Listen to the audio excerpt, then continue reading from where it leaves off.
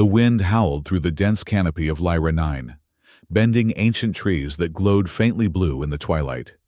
Two moons hung in the purple sky, casting twin shadows across the forest floor.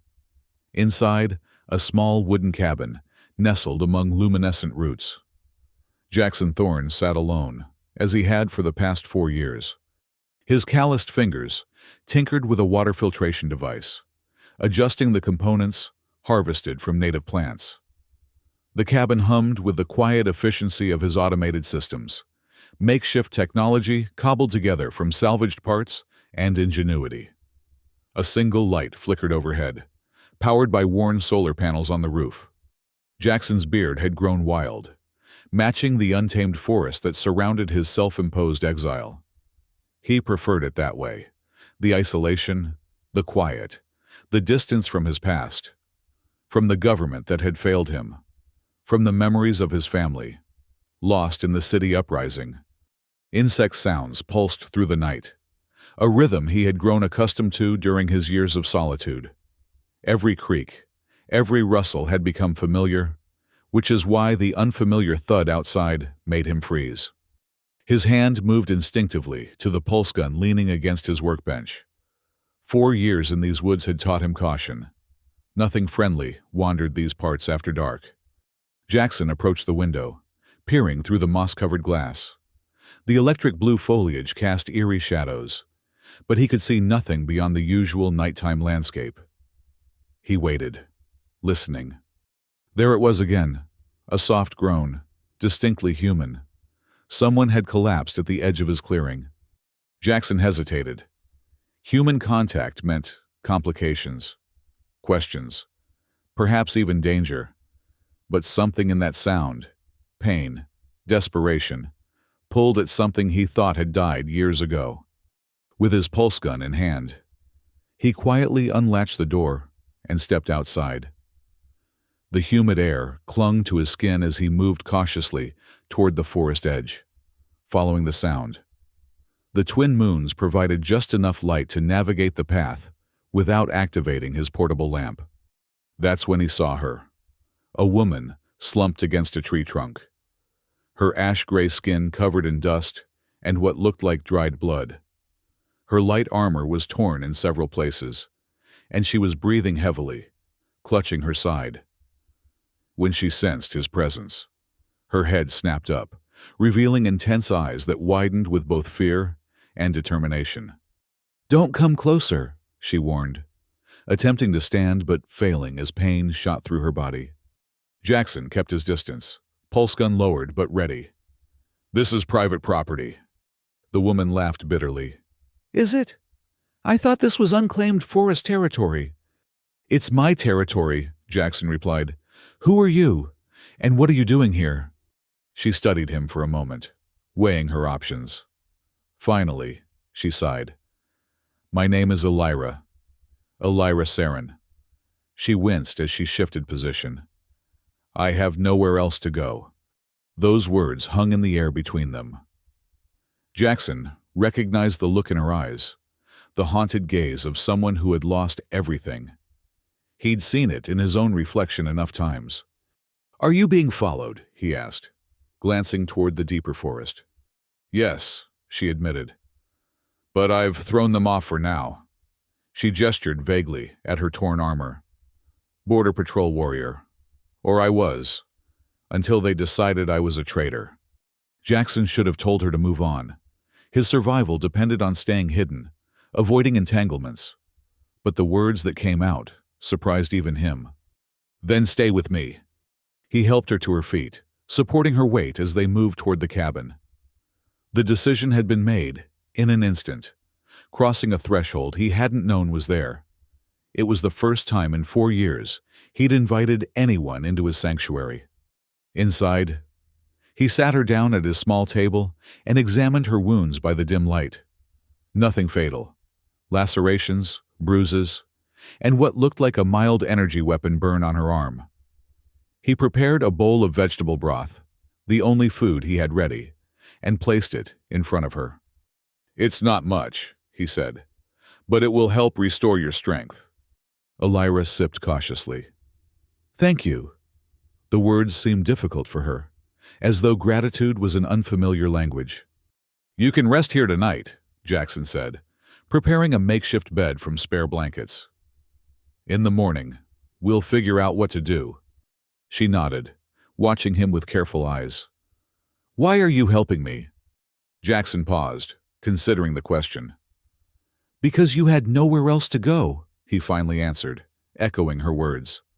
As Elira drifted into an exhausted sleep, Jackson sat by the window, pulse gun across his lap, eyes fixed on the glowing forest.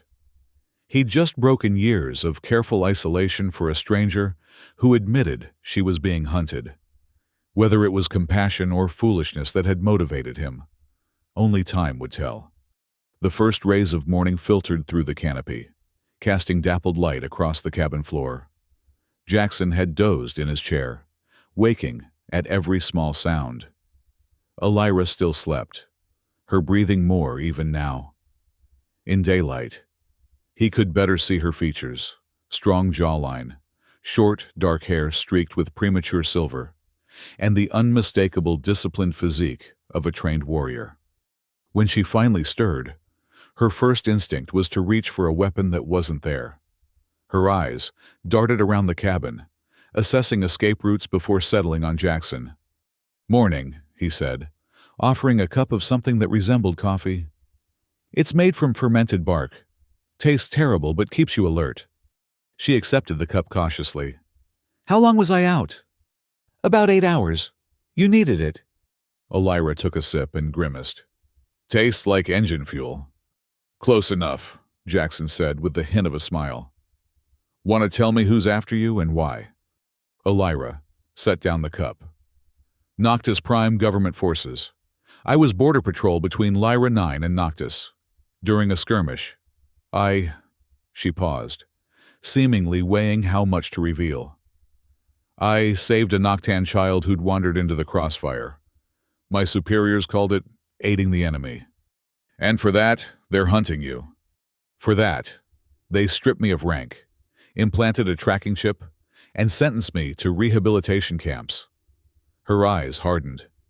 "I escaped during transfer." Jackson studied her face for signs of deception, but found none.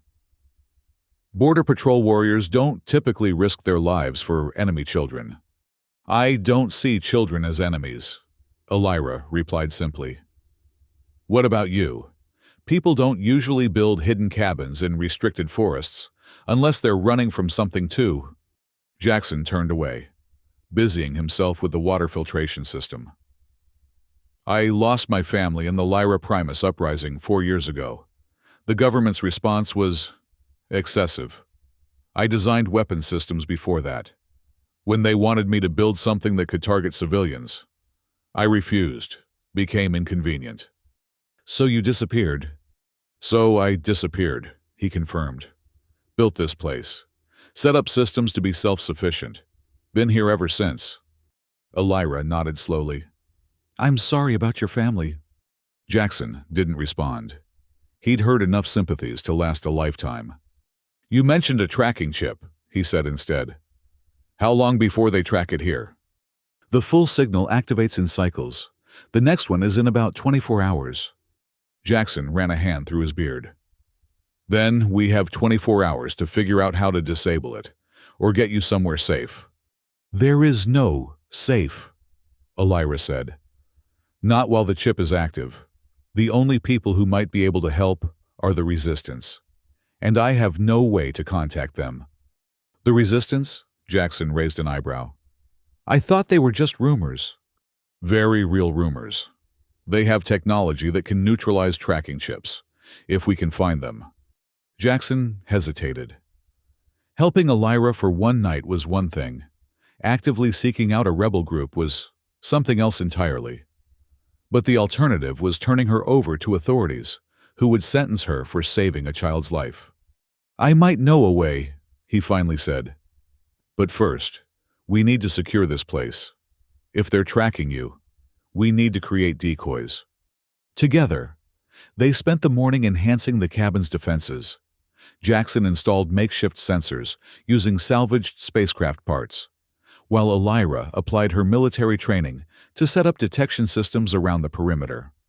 "Set these at trunk level," she instructed, handing him sensor tags. "Patrol drones fly low through the canopy. They're programmed to follow heat signatures." By midday, they had created a rudimentary early warning system that would give them precious minutes if government forces approached. Elira watched as Jackson programmed his small Guardian robot, Noct, to patrol the outer perimeter. "You're good with technology for someone living off-grid," she observed. "Engineering was my life before everything," Jackson replied. "Now it just helps me survive." As afternoon approached, the forest mist thickened, a common occurrence on Lyra 9 that Jackson had learned to appreciate for the natural camouflage it provided. They were checking the western sensor array when Noct let out a warning beep. "Patrol drone," Elira whispered, pulling Jackson behind a thick tree trunk. Less than 2 kilometers out, through the canopy, they could see the faint blue glow of the drone's scanning beam sweeping the forest floor. Jackson felt Elira tense beside him. "They shouldn't be able to detect your chip yet," he said quietly. "No, but they're looking for heat signatures that don't match forest patterns. Standard search protocol." Jackson nodded. "We need a decoy." Using components from his pack, he quickly assembled a small heating element, taking the carcass of a mutated forest frog from a nearby trap. He attached the heating element and added a mixture of acidic sim leaves that would create smoke when heated. "This will give off a human-like heat signature, and enough smoke to suggest someone passing through," he explained. "We'll place it 2 kilometers east, away from the cabin." Elira looked impressed. "Creative solution." They activated the decoy and watched from hiding as the patrol drone diverted its path, following the false trail away from their location. When the drone's lights had disappeared into the distance, they returned to the cabin. "That bought us time, but they'll be back with reinforcements once they realize it was a decoy," Elira said, checking the cabin's perimeter once more. As dusk approached, they sat by the small fireplace, sharing a meal of roasted forest vegetables. The silence between them was no longer tense but thoughtful. "Why did you really help me?" Elira asked suddenly. "You've survived this long by avoiding people, not inviting fugitives into your home." Jackson stared into the flames. "When my wife and son died in the uprising, I thought I died with them. Came out here to finish the job slowly, but somehow, I kept building things, kept surviving." He looked up at her. "Maybe I'm tired of just surviving." Elira's expression softened. "I understand that feeling." She hesitated before continuing. "When I saw that child in the crossfire, I didn't think. I just acted. It felt like the first real thing I'd done in years." Her voice dropped to nearly a whisper. "Sometimes I wonder if what I did was worth all this." "Saving an innocent life is always worth it," Jackson said firmly. Elira studied him with new interest. "You still believe that, after everything you've lost?" "Maybe because of everything I've lost," he replied. As night fell, they took turns keeping watch. During his shift, Jackson found an old letter tucked inside a manual he was reading, the last note his wife had left him before the uprising. "If forced to choose humanity, not safety," she had written. The words seemed to take on new meaning now. In the early morning hours, their sensor array triggered an alert. 3 patrol officers had landed 2 kilometers away and were approaching on foot, more dangerous than drones, capable of thinking beyond programmed patterns. "They're tracking the decoy's residual signature," Elira said, quickly gathering essentials. "We need to move." Jackson hastily packed a survival kit, water filtration, portable power cells, medical supplies, and his most valuable tools. "There's an underground passage network to the north. The resistance might have access points there." They slipped out of the cabin just as dawn broke, moving silently through the luminescent undergrowth. Elira led the way, her warrior training evident in every calculated step. Jackson followed, less graceful, but equally determined. They had covered nearly a kilometer when the distinctive whine of a drone cut through the morning mist. Without speaking, they both dropped to the ground, using the phosphorescent moss as cover. The drone passed overhead, its scanning beam sweeping in narrowing patterns. It was searching systematically now, no longer following random heat signatures. "They've activated the tracking cycle early," Elira whispered, a note of panic in her voice. "The chip, it must be malfunctioning." Jackson looked at her with growing concern. "How much time do we have?" "Hours, not days." She pressed her hand against her side where the chip was embedded. "I can feel it heating up." They continued north, using the creek beds to mask their trail. The acidic mud would neutralize their scent and confuse heat trackers, but it wouldn't stop the direct signal from Elira's chip once fully activated. By midday, they reached a dense section of forest where the trees had developed metallic scales, an adaptation to the electrically charged atmosphere. Jackson led them through a narrow passage between two massive trunks. "The interference from these trees might help mask the signal temporarily," he explained. "They absorb and redistribute electromagnetic pulses."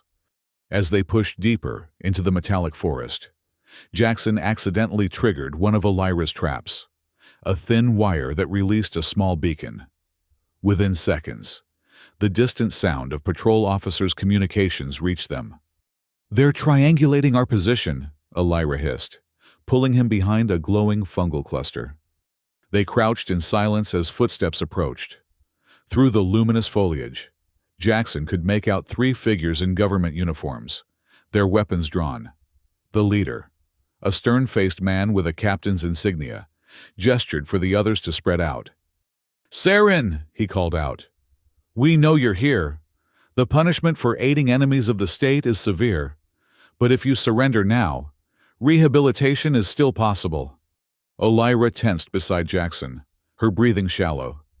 He could see recognition in her eyes. "You know him?" he whispered. "Elias Core," she replied quietly. "My former sergeant. He's the one who reported me." Jackson gauged the distance between their hiding spot and the dense undergrowth 20 meters away. "On my signal, run for those shadow ferns.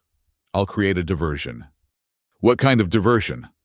In answer, Jackson pulled a small device from his pack, a makeshift electromagnetic pulse generator he'd constructed from spare parts. "It'll temporarily disable their communication systems and weapons.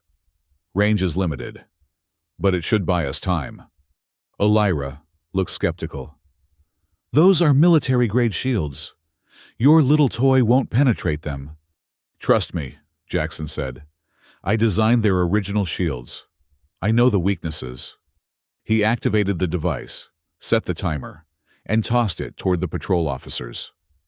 3 seconds later, a sharp crack split the air, followed by cascading blue sparks that enveloped the area. The officers' equipment sputtered and died, leaving them momentarily disoriented. "Now," Jackson urged, and they sprinted toward the shadow ferns. They had almost reached cover when Elias recovered faster than expected, drawing a backup plasma pistol from his boot. His shot missed Elira, but struck a tree beside her, sending splinters flying. Jackson grabbed a broken branch and swung it at the officer approaching from their right, connecting with enough force to knock the man off balance. Elira, despite her injuries, moved with practiced efficiency. She disarmed the second officer with a swift kick, then used the fallen man's wooden baton to strike Elias's wrist, sending his plasma pistol flying. Jackson lunged for the weapon, using his engineer's knowledge to quickly disable its firing mechanism. In the chaos, they managed to break away, running deeper into the metallic forest until the sounds of pursuit faded. Only then did they stop, both gasping for breath in a small clearing where bioluminescent flowers provided faint illumination. "That was too close," Elira said, checking a new cut on her arm from the flying splinters. Jackson nodded, still processing the fact that he'd just engaged in combat with government officers, a line he'd never thought he would cross. Your former sergeant seems to have a personal vendetta. It's not personal for him. It's ideological. Elias believes absolutely in the system. Anyone who questions it becomes an enemy, even someone he once trusted. She looked away. I used to believe in it too. As they caught their breath, Elira suddenly tensed. There's something I need to tell you, she said, her voice tight. The tracking chip. It's more than just a locator. In 24 hours, it will fully activate, sending a signal that can be detected from orbit. No matter where we go, they'll find me. Jackson's mind raced through possible solutions. Can it be removed? She shook her head. Not without specialized equipment. It's designed to burrow deeper if tampered with. Only the Resistance has the technology to neutralize it without surgery. Then we need to find them, now. They continued northward, moving as quickly as they dared through the increasingly dense undergrowth. The double sunset cast long shadows across the forest floor, making navigation more challenging. After several hours of travel, they reached the edge of a ravine. Below, a luminescent stream flowed through a narrow channel, its waters emitting soft pulses of blue light. Laser Creek, Jackson explained. The water contains reactive minerals that emit focused light when disturbed. Anything breaking the surface gets targeted. Elira studied the obstacle. No way around? Not for kilometers. But there's a fallen tree about half a kilometer east that forms a natural bridge. They followed the ravine's edge until they reached the massive trunk that spanned the chasm. The bark was slick with phosphorescent moss, making each step treacherous. Halfway across, Jackson's foot slipped, and he nearly fell into the laser stream below. Elira's quick reflexes saved him, her strong grip pulling him back to stability. Thanks, he gasped, heart pounding. Even now, she asked with the hint of a smile. What? You said saving a life is always worth it, even when it's yours? Jackson found himself returning her smile, the first genuine one in years. Especially when it's mine. They made it across the ravine and continued through the forest until full darkness descended. Finding shelter beneath the massive roots of an ancient tree, they made camp for the night. As Jackson prepared a small, smokeless fire, Elira kept watch, her trained eyes scanning the darkness. We're being followed, she said suddenly. Not patrol officers. Something else. Jackson tensed, reaching for his pulse gun. Hostile? Not sure. They're keeping their distance, observing. They extinguished the fire and waited in darkness, backs pressed against the tree roots. Minutes stretched into an hour, then two. Finally, a soft whistle came from the darkness, 3 notes, followed by 2. Elira straightened. That's a Resistance identification signal. Are you sure? Jackson whispered. Before she could answer, 3 figures emerged from the shadows, dressed in non-reflective clothing that blended perfectly with the forest. Their faces were obscured by adaptive masks that shifted color to match their surroundings. The leader, a tall woman with captain's insignia on her shoulder, stepped forward. Elira Saren, we've been looking for you. Elira stood cautiously. How did you find us? Your old field watch, the woman replied, gesturing to Elira's wrist. Standard issue for Border Patrol, but this one's been modified to emit a low-frequency signal on Resistance channels. Someone wanted you to be found. Jackson and Elira exchanged surprised glances. Someone in the military had helped her after all. I'm Captain Verda, the woman continued. We have a safe house 3 kilometers from here. We can neutralize your tracking chip, but we need to move quickly. The signal's getting stronger. Jackson hesitated. After years of isolation, trusting strangers didn't come easily. But one look at Elira's hopeful expression made the decision for him. Lead the way, he said. They traveled through the darkest part of the night, following paths invisible to untrained eyes. Captain Verda and her team moved with practiced efficiency, using the forest's natural features for cover. After nearly 2 hours of silent travel, they reached what appeared to be a solid rock face covered in glowing moss. Verta pressed her hand against a specific pattern of moss, and a hidden door slid open, revealing a tunnel illuminated by strips of bioluminescent fungus. Inside, the tunnel opened into a series of interconnected caves that housed the Resistance's forward base. People moved purposefully between stations equipped with salvaged and repurposed technology. Some wore partial military uniforms, others civilian clothing, but all had the same determined look. "Welcome to Sanctuary 7, Captain Verta said. One of 12 Resistance outposts on Lyra 9. They were led to a medical bay, where a stern-faced doctor examined Lyra's tracking chip using a scanner built from modified military equipment. "Standard G7 tracker with bio-integration," the doctor announced. "Nasty piece of work, but I can neutralize it without removal."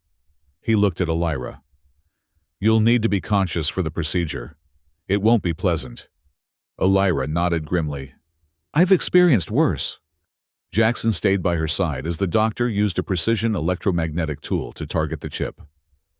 Lyra gripped the edges of the examination table.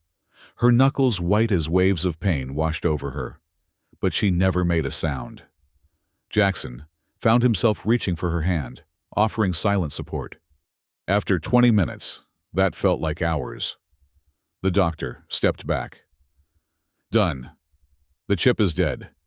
It can't transmit or receive signals anymore." Lyra released a long breath, her body relaxing for the first time since Jackson had found her at the edge of his clearing. "Thank you," she said, first to the doctor, then, with more warmth, to Jackson. They were given quarters to rest and recover, a small alcove separated from the main cavern by a moss curtain. 2 sleeping pallets had been prepared side by side. "You should get some sleep," Jackson said. "It's been a long day."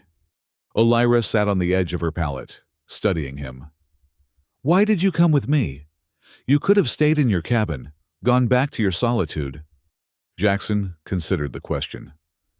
4 years ago, I walked away from everything because I couldn't bear to be part of a system that would sacrifice innocent lives. I told myself I was taking a stand, but really, I was just hiding." He met her gaze. "When you showed up, I realized I'd been given a second chance to make the right choice."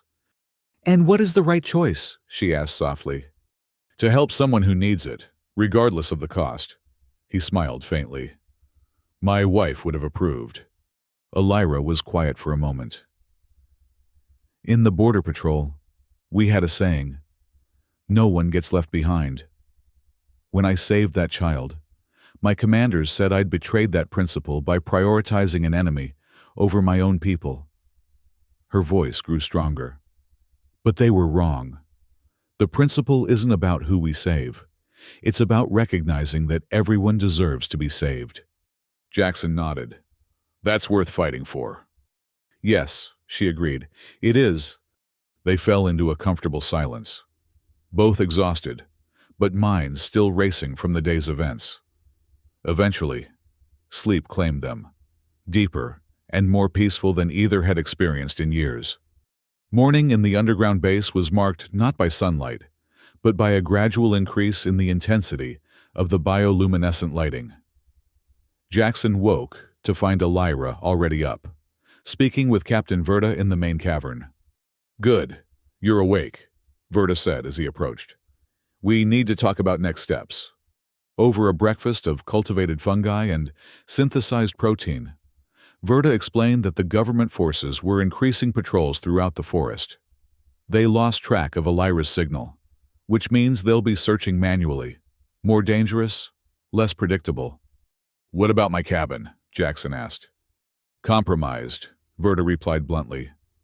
"They've established a search grid that includes your location. It's not safe to return." The news hit Jackson harder than he expected. The cabin had been his sanctuary, his only home since losing everything. Now it too was gone.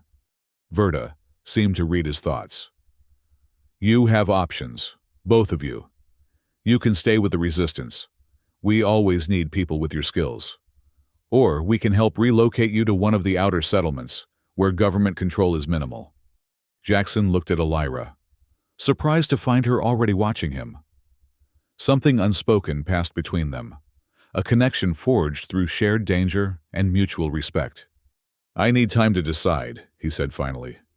Same, Elira added. Verta nodded. Take the day, but we move this base tomorrow at dawn. Standard procedure after bringing in new people. No offense.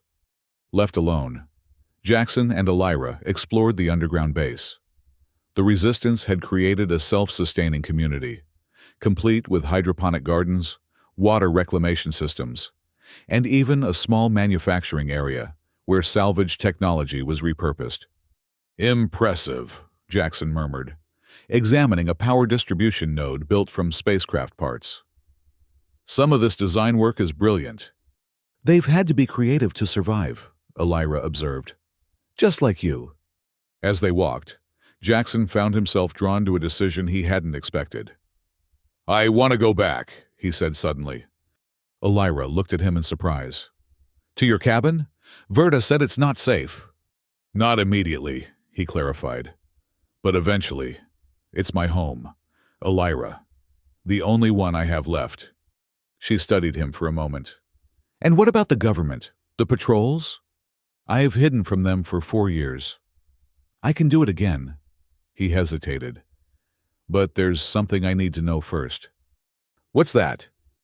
Will you come with me?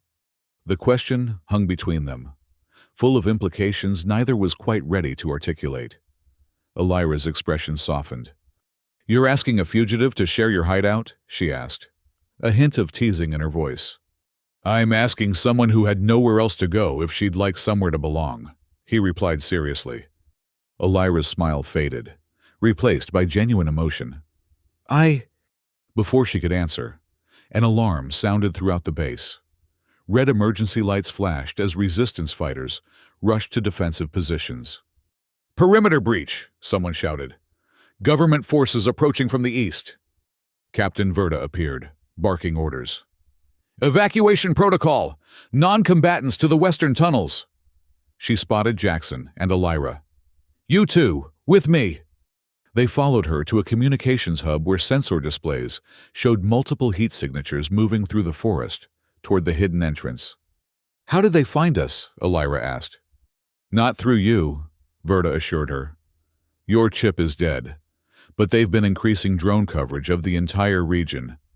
It was only a matter of time. What's the plan? Jackson asked. Most of our people are evacuating through the tunnel network. A small team will stay behind to wipe systems and cover the retreat. Verta handed them each a pulse pistol. You're both capable. I could use your help. Jackson checked the weapon, similar to his own but military grade. He looked at Elira, who had already assumed a combat stance, the Border Patrol warrior evident in her posture. We'll help, he said. The next hour was a blur of coordinated chaos as the base emptied. Essential equipment was packed and moved deeper into the tunnel network while defensive positions were established near the entrance. Jackson found himself working alongside resistance engineers to rig disruption fields that would scramble government sensors. Elira joined the perimeter defense team, her military training making her a valuable addition. Jackson caught glimpses of her moving with confidence among the fighters, issuing suggestions that were quickly adopted. As the last of the non-combatants disappeared into the tunnel system, Verta gathered the remaining defenders, 12 in total, including Jackson and Elira. They're 3 minutes out, she reported. Our objective is simple. Hold them long enough for the evacuation to clear the secondary junction, then follow. No heroics, no last stands. We all make it out, understood? Everyone nodded. Jackson found himself standing shoulder to shoulder with Elira as they took position near a side passage that offered both cover and a clear line of retreat. Just like old times, Elira murmured. What old times? Jackson replied with a nervous smile. I've never been in a firefight. First time for everything, she said, squeezing his arm briefly. Stay behind me. Watch my six. And if I say run, you run. No arguments." Before he could respond, the perimeter alarms triggered. Government forces had reached the outer sensors. "Here they come," Verta called from her position. "Steady!" The first explosion rocked the cave entrance as the patrol tried to blast their way in.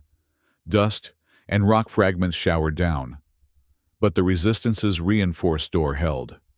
Through the settling dust, Jackson could see shadows moving outside, at least 20 officers.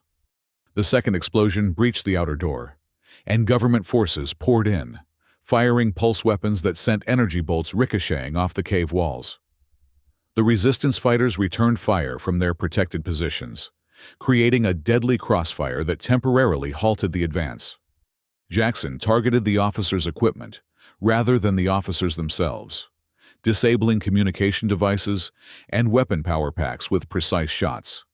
Beside him, Elira moved with lethal efficiency, each shot finding its mark.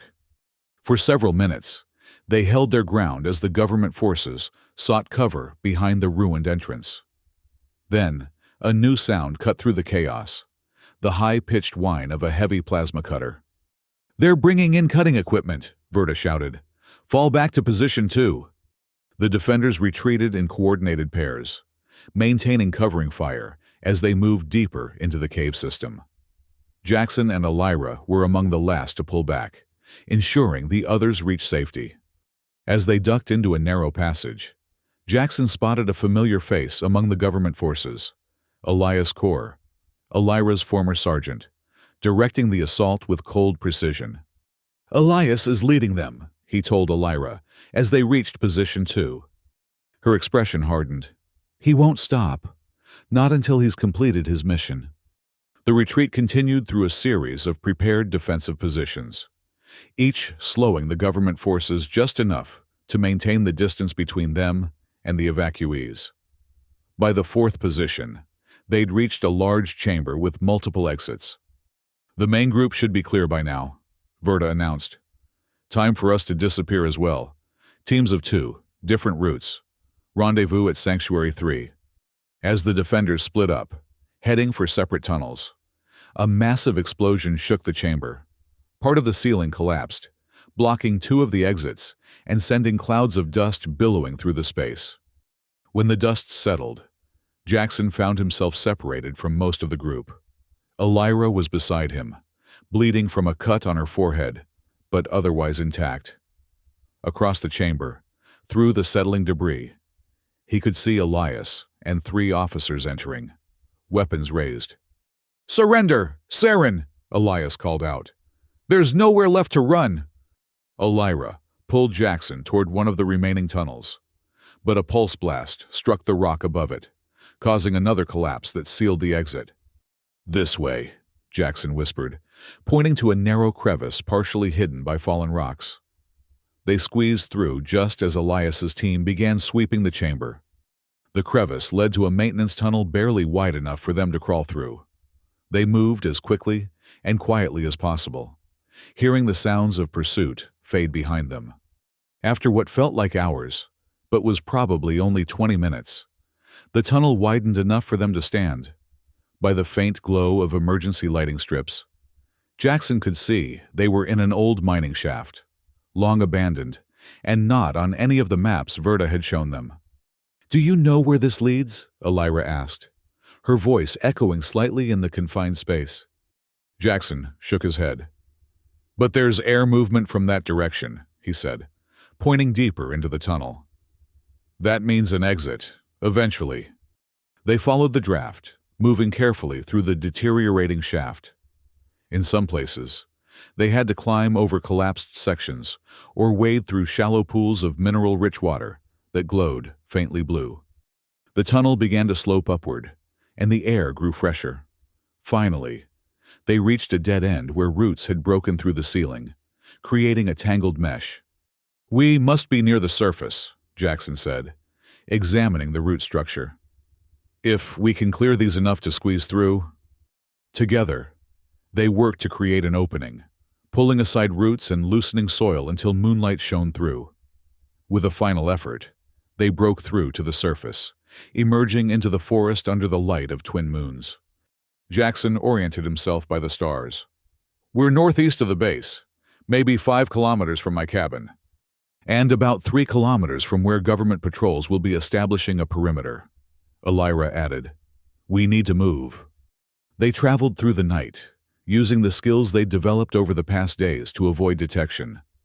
By dawn, they had reached familiar territory, the metallic tree grove near Jackson's cabin.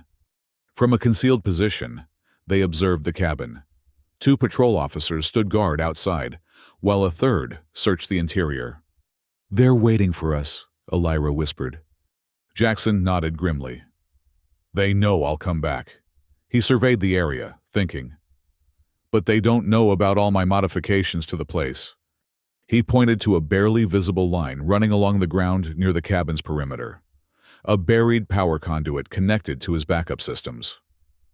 "If I can trigger the secondary power grid, it'll create enough of a distraction for us to circle around to the emergency exit I built under the storage shed." "How do you trigger it from here?" Jackson pulled a small remote from his pocket. "Engineer's paranoia. Never build a system without a remote override." He activated the device, and seconds later, the cabin's external lights began to flicker erratically. Inside, they could see sparks flying from various equipment. The officers reacted immediately, weapons drawn as they investigated the malfunction. Using the distraction, Jackson and Elira circled to the small storage shed 20 meters behind the cabin. Lifting a concealed trapdoor, they descended into a narrow tunnel that led directly into the cabin's main room through a hidden panel in the floor. Emerging silently inside, they found one officer examining Jackson's water filtration system, his back to them. Elira moved swiftly, disabling him with a precision strike before he could raise an alarm. "One down," she whispered, securing the officer's weapons. "2 to go." They waited as the remaining officers, having found nothing outside, returned to the cabin. The moment they entered, Jackson triggered another system failure that plunged the interior into darkness. In the confusion, Elira neutralized both officers with quick, non-lethal strikes. "Clear," she announced as Jackson restored minimal lighting.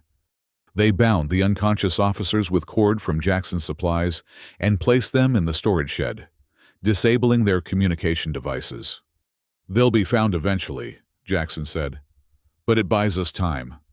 Back in the cabin, he quickly gathered essential supplies, his best tools, survival equipment, personal items, and his most successful prototypes. Elira helped, efficiently packing everything into 2 backpacks. As Jackson was about to leave, he paused by his workbench, picking up a framed photo, the only personal item displayed in the cabin. It showed a smiling woman and a young boy standing before a gleaming city skyline. His family, before the uprising. Elira touched his shoulder gently. "Bring them with us." He nodded, carefully placing the photo in his pack. Before leaving, he activated one final system, a cascading failure that would make the cabin appear to have been abandoned months ago, with systems deteriorating naturally over time. "A false trail," he explained. "Make them think we were never here." They slipped away into the forest as the first rays of morning filtered through the canopy. Jackson led them north, toward higher ground where the forest grew denser and patrol routes were less frequent. By midday, they had put considerable distance between themselves and the cabin. They stopped to rest near a small spring, where edible fungi grew in abundance. As they ate a simple meal, Jackson found himself watching Elira, the way she moved with both warrior's precision and newfound ease. How her eyes constantly scanned their surroundings, even while she relaxed.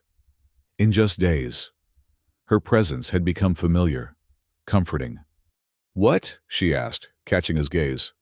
"I was thinking about what to do next," he replied. "I can build another cabin, further north where the metallic trees create natural interference. Better defenses, better concealment." "Sounds like a good plan." Jackson hesitated. "The offer still stands. You know, if you want somewhere to stay. Elira set down her water container, meeting his eyes. When I told you I had nowhere else to go, it was true. I'd lost everything, my position, my identity, my future. She smiled softly.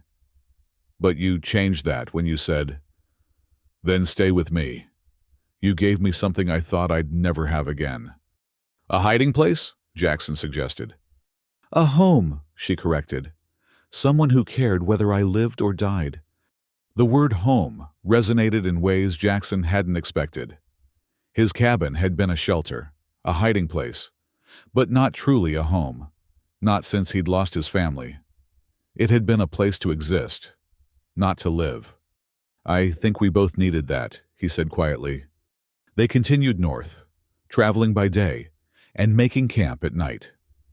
Without the immediate pressure of pursuit, they began to plan more carefully, selecting a location for their new home with strategic considerations, but also beauty. A clearing overlooking a valley where phosphorescent trees created a natural light show each evening. Using Jackson's engineering skills and Elira's tactical knowledge, they constructed a shelter that was both secure and comfortable. Hidden sensors warned of approaching visitors, and natural features provided multiple escape routes if needed. As weeks passed, their routine solidified. Mornings were spent improving their dwelling, afternoons gathering supplies or hunting, evenings planning for various contingencies. They worked well together, each bringing complementary skills to their partnership. Occasionally, they ventured closer to inhabited areas to gather information. The search for Elira had been downgraded, but not abandoned. Her official status remained fugitive, but without the tracking chip to guide them. Government forces had shifted their focus to more pressing matters. On rare occasions, they made contact with resistance operatives through secure channels Jackson had designed. Captain Verda's team had successfully relocated to Sanctuary 3, suffering no casualties in the evacuation. The fight against government oppression continued, and the door remained open should they choose to join more actively. One evening, as they sat watching the bioluminescent forest below their clearing, Elira asked the question that had been forming between them for weeks. Do you miss your old life, before the uprising, before all this? Jackson considered carefully. I miss my family every day. That doesn't change. He looked at the glowing forest. But the person I was then, I'm not sure I recognize him anymore. He believed in systems, in progress that didn't count the cost. He thought he could change things from within. He shook his head. I was naive. Not naive, Elira countered. Hopeful. There's a difference. What about you? He asked. Do you miss being a Border Patrol warrior? I miss the purpose, she admitted. The clarity of having a defined role, a mission. She smiled wryly. But I don't miss the blind obedience, the unquestioning loyalty to flawed leaders. She gestured to the shelter they'd built. This has its own purpose, protecting what matters. And what matters? Jackson asked softly. Elira reached for his hand, her fingers intertwining with his. This, us. The chance to build something honest in a dishonest world. Beneath the light of twin moons, they shared their first kiss, tentative at first, then with growing certainty. It felt like crossing another threshold, one that had been approaching since the moment Elira had collapsed at the edge of his clearing. Months passed, and their new home evolved from a shelter into a true dwelling. They added a greenhouse using transparent panels salvaged from an abandoned outpost, cultivating native plants for food and medicine. Jackson's engineering skills flourished as he developed new systems for water purification and sustainable power generation. Elira established a perimeter defense network that rivaled military installations, incorporating natural elements of the forest with technology. She also maintained contact with the resistance, occasionally exchanging information or supplies. Their life together found a rhythm. Not the isolated existence Jackson had maintained for years, nor the regimented military life Elira had known, but something new they were creating together. One evening, as they sat by their small cooking fire, Elira noticed Jackson was unusually quiet, staring into the flames with a distant expression. "What are you thinking about?" she asked. He looked up, his eyes reflecting the firelight. "My wife's last letter. If forced to choose humanity, not safety." He smiled faintly. "I think I finally understand what she meant." "What's that?" "That walls don't just keep dangers out. They keep life out too. I thought I was taking a stand by hiding away, but I was really just afraid." He reached for her hand. "Until you showed up with nowhere else to go." Elira squeezed his hand. "And now?" "Now I realize that safety isn't found in isolation. It's found in connection, in having something worth protecting." He met her gaze steadily. Someone worth protecting. Later that night, as Elira slept beside him, Jackson watched the moonlight filtering through their window. For 4 years, he had existed in a state of suspended animation, neither living nor dying, just persisting. It had taken a warrior with nowhere to go to show him that survival alone wasn't enough. The question that had haunted him since losing his family, whether he deserved happiness again, no longer seemed relevant. Life wasn't about deserving. It was about choosing. And he had chosen to open his door when Elira needed shelter, just as she had chosen to stay when she could have continued running. Together, they had built not just a home but a life, one founded on mutual respect, shared purpose, and growing love. It wasn't the life either of them had planned or expected, but perhaps that made it all the more precious. In the morning, they would continue improving their defenses, gathering supplies, maintaining vigilance. The government that had labeled them both enemies still ruled, and the forest held its own dangers. But for the first time in years, Jackson looked toward the future with something more than resignation, with hope. Outside, the luminescent forest pulsed with life, twin moons casting double shadows across their clearing. Inside, 2 people who had lost everything had found something neither expected, a place to belong, together. Dawn broke over Lyra 9, filtering through the canopy in dappled patterns.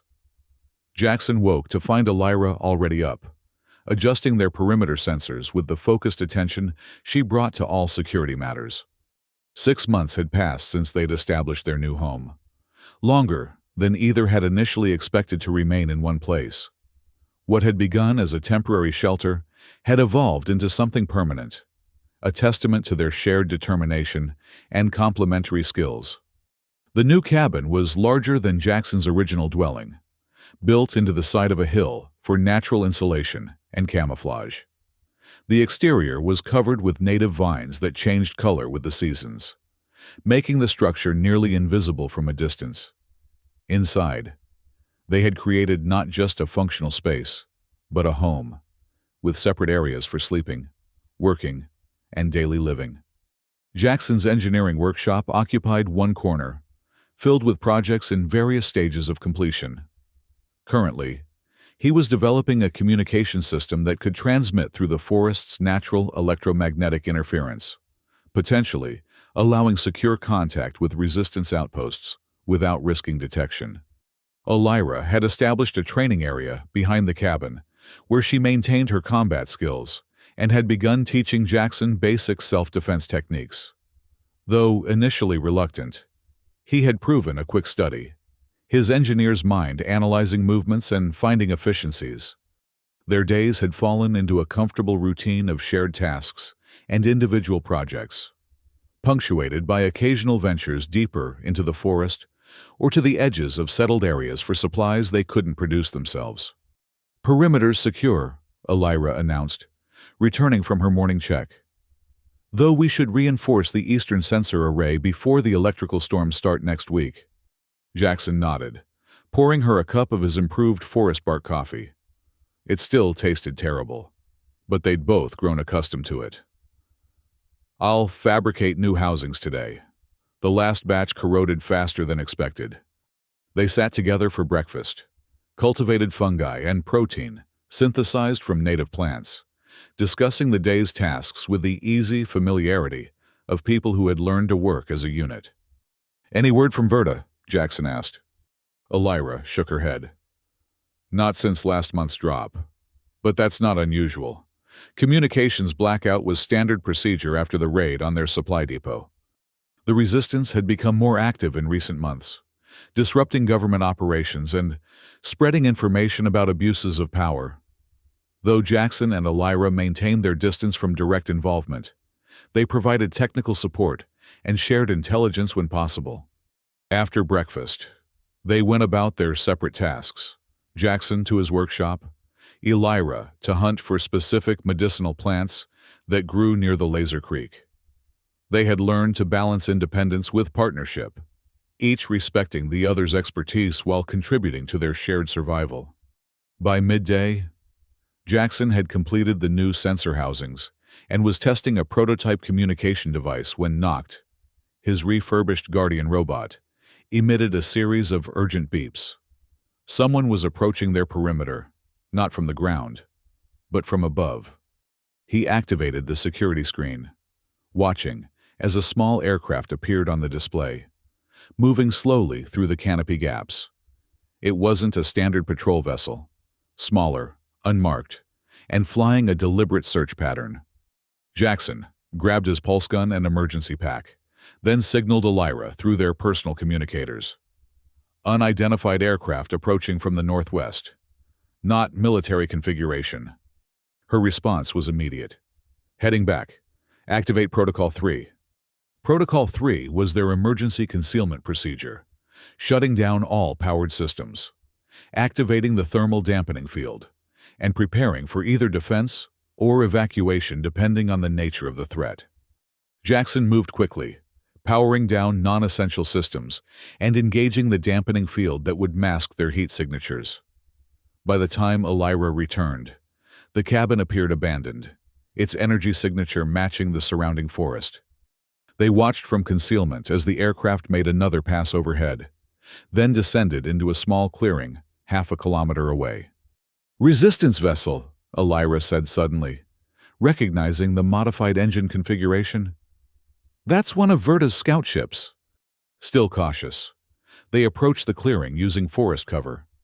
The aircraft sat silent, its adaptive hull reflecting the surrounding vegetation.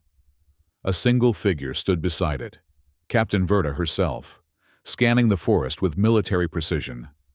"It's been a while," she called out, somehow sensing their presence despite their careful approach. "You've gotten better at hiding." They emerged from cover, weapons lowered but ready. Verta looked much as she had 6 months ago, lean, focused, with new scars along her jawline, suggesting recent conflict. "What brings you to our neighborhood?" Elira asked, embracing her former commander briefly.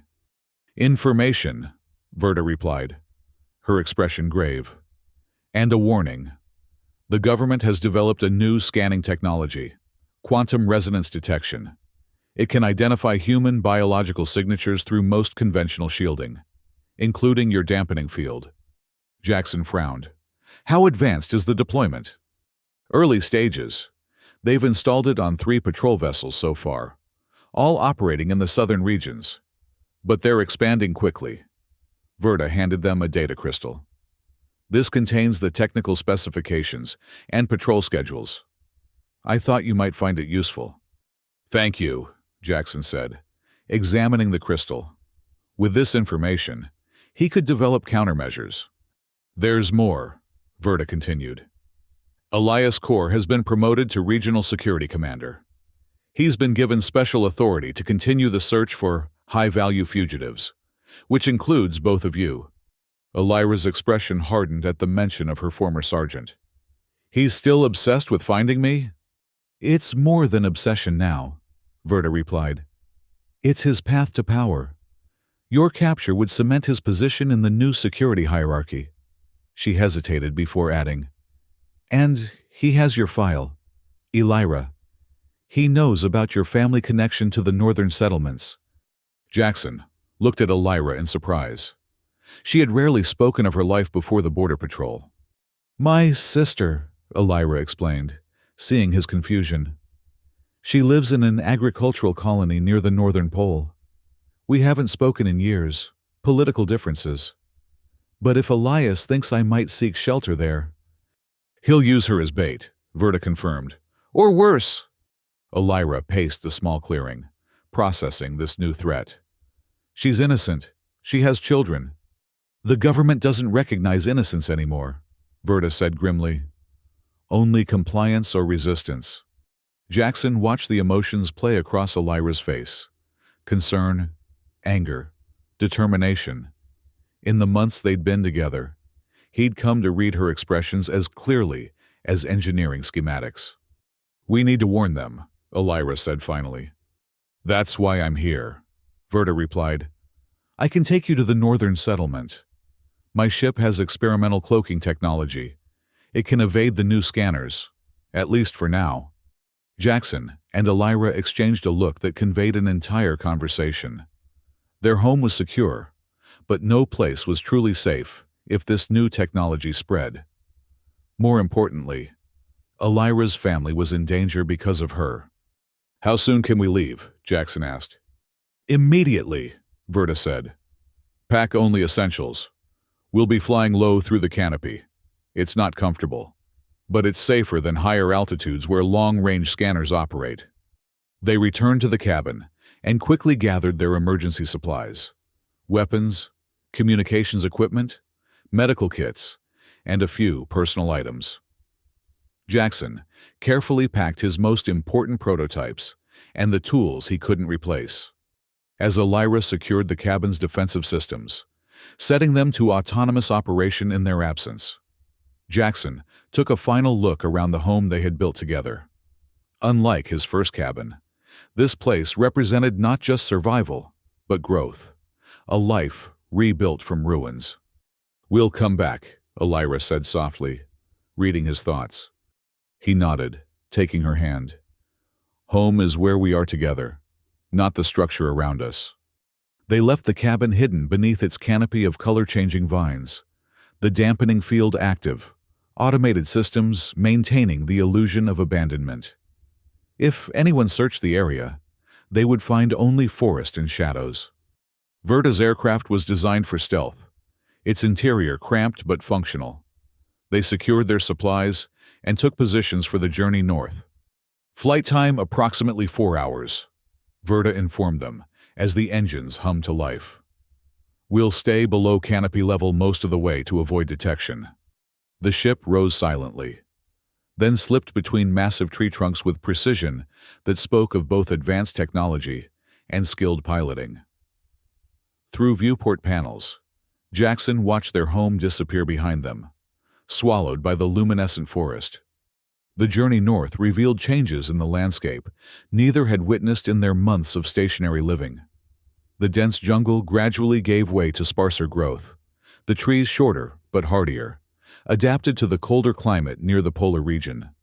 Verta navigated with calm efficiency, occasionally adjusting course to avoid patrol zones marked on her tactical display. Twice, they powered down completely, hovering silently among gigantic frost-covered trees as government vessels passed overhead.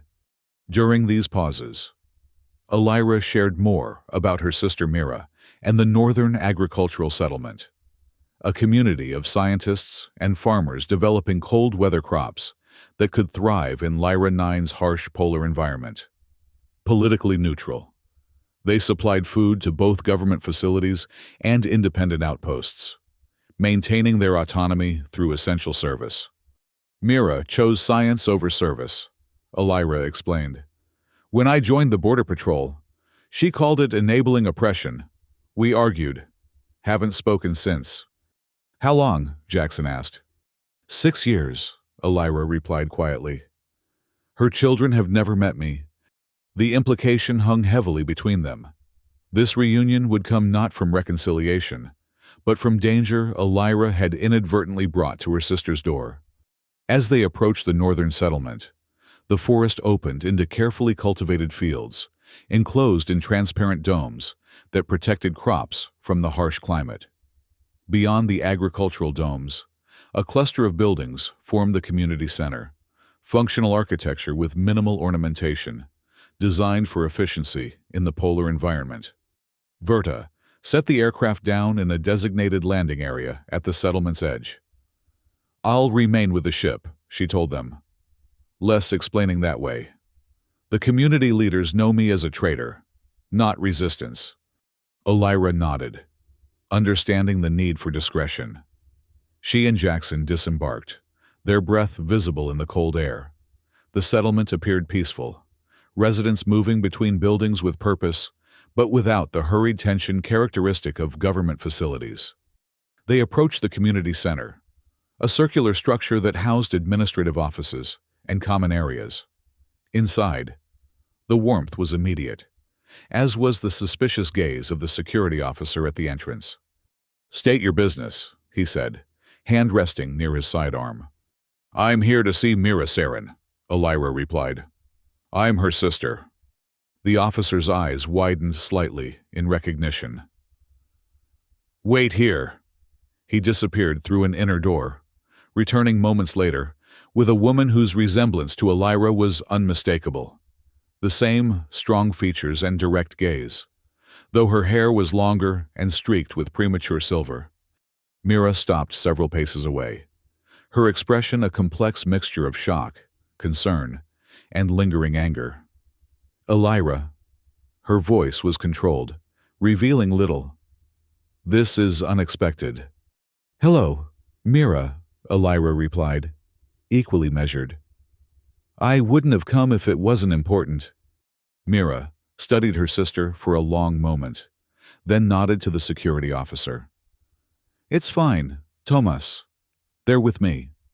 She gestured for them to follow her through the inner door. "We'll talk in my office." Mira's office reflected her scientific focus, walls lined with agricultural data, workstations displaying crop yields and climate models. She closed the door behind them, then turned to face her sister fully. "6 years of silence, and now you appear at my door," she said. "I assume this isn't a social call?" "It's not," Elira confirmed. "You and your family may be in danger because of me."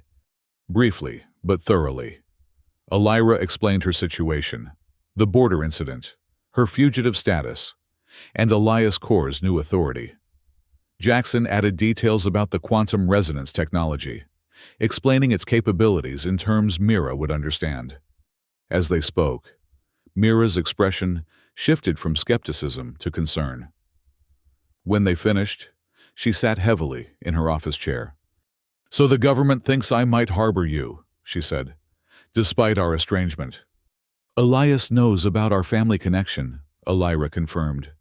"He might use you to draw me out, or worse, punish you for my actions regardless of your involvement." Mira ran a hand through her silver-streaked hair, a gesture so familiar to Elira that it momentarily transported her back to their childhood. "The settlement maintains neutrality," Mira said finally. "We provide essential agricultural research and food production to all factions. The government needs us." "They need your work," Jackson pointed out gently. "But individuals are replaceable in their system."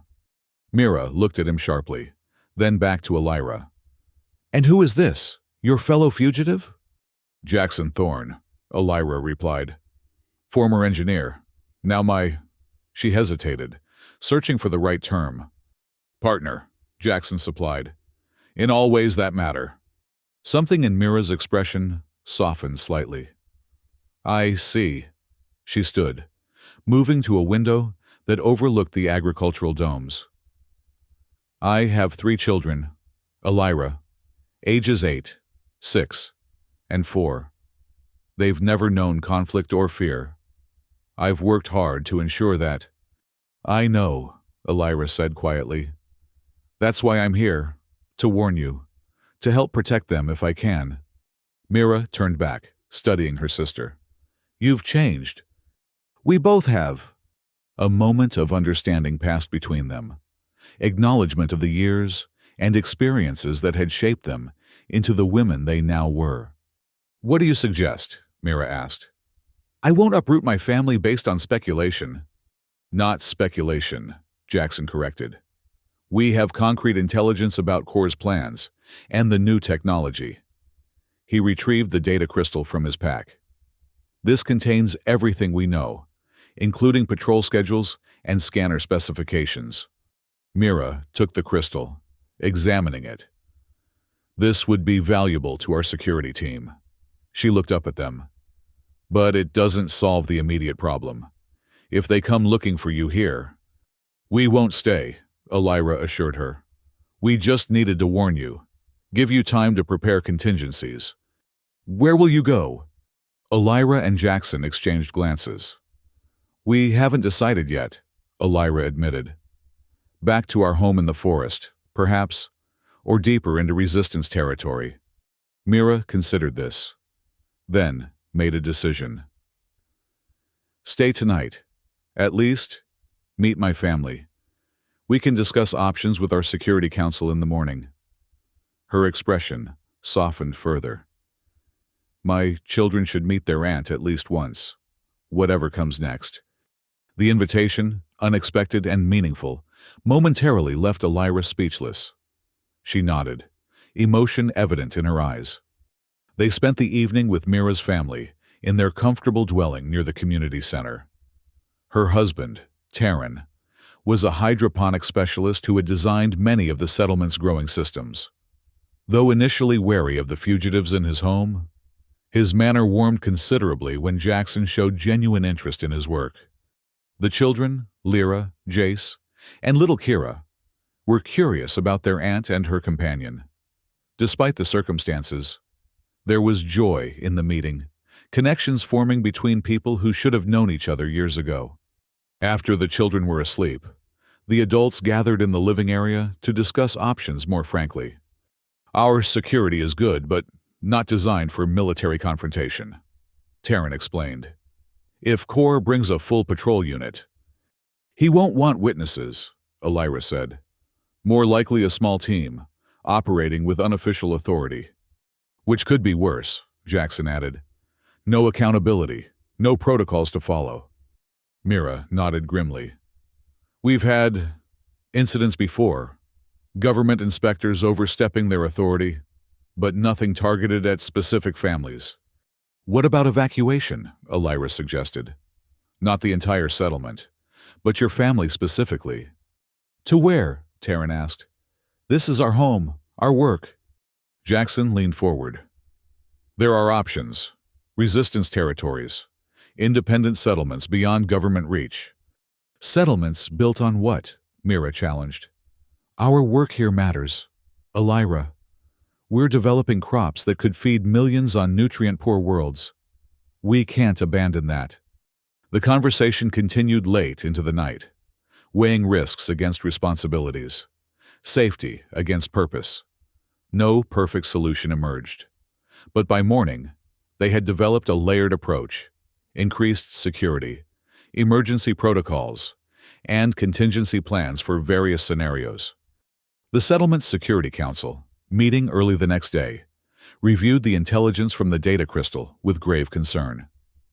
The quantum resonance technology represented a significant threat, not just to Elira and Jackson, but to anyone who valued privacy and autonomy.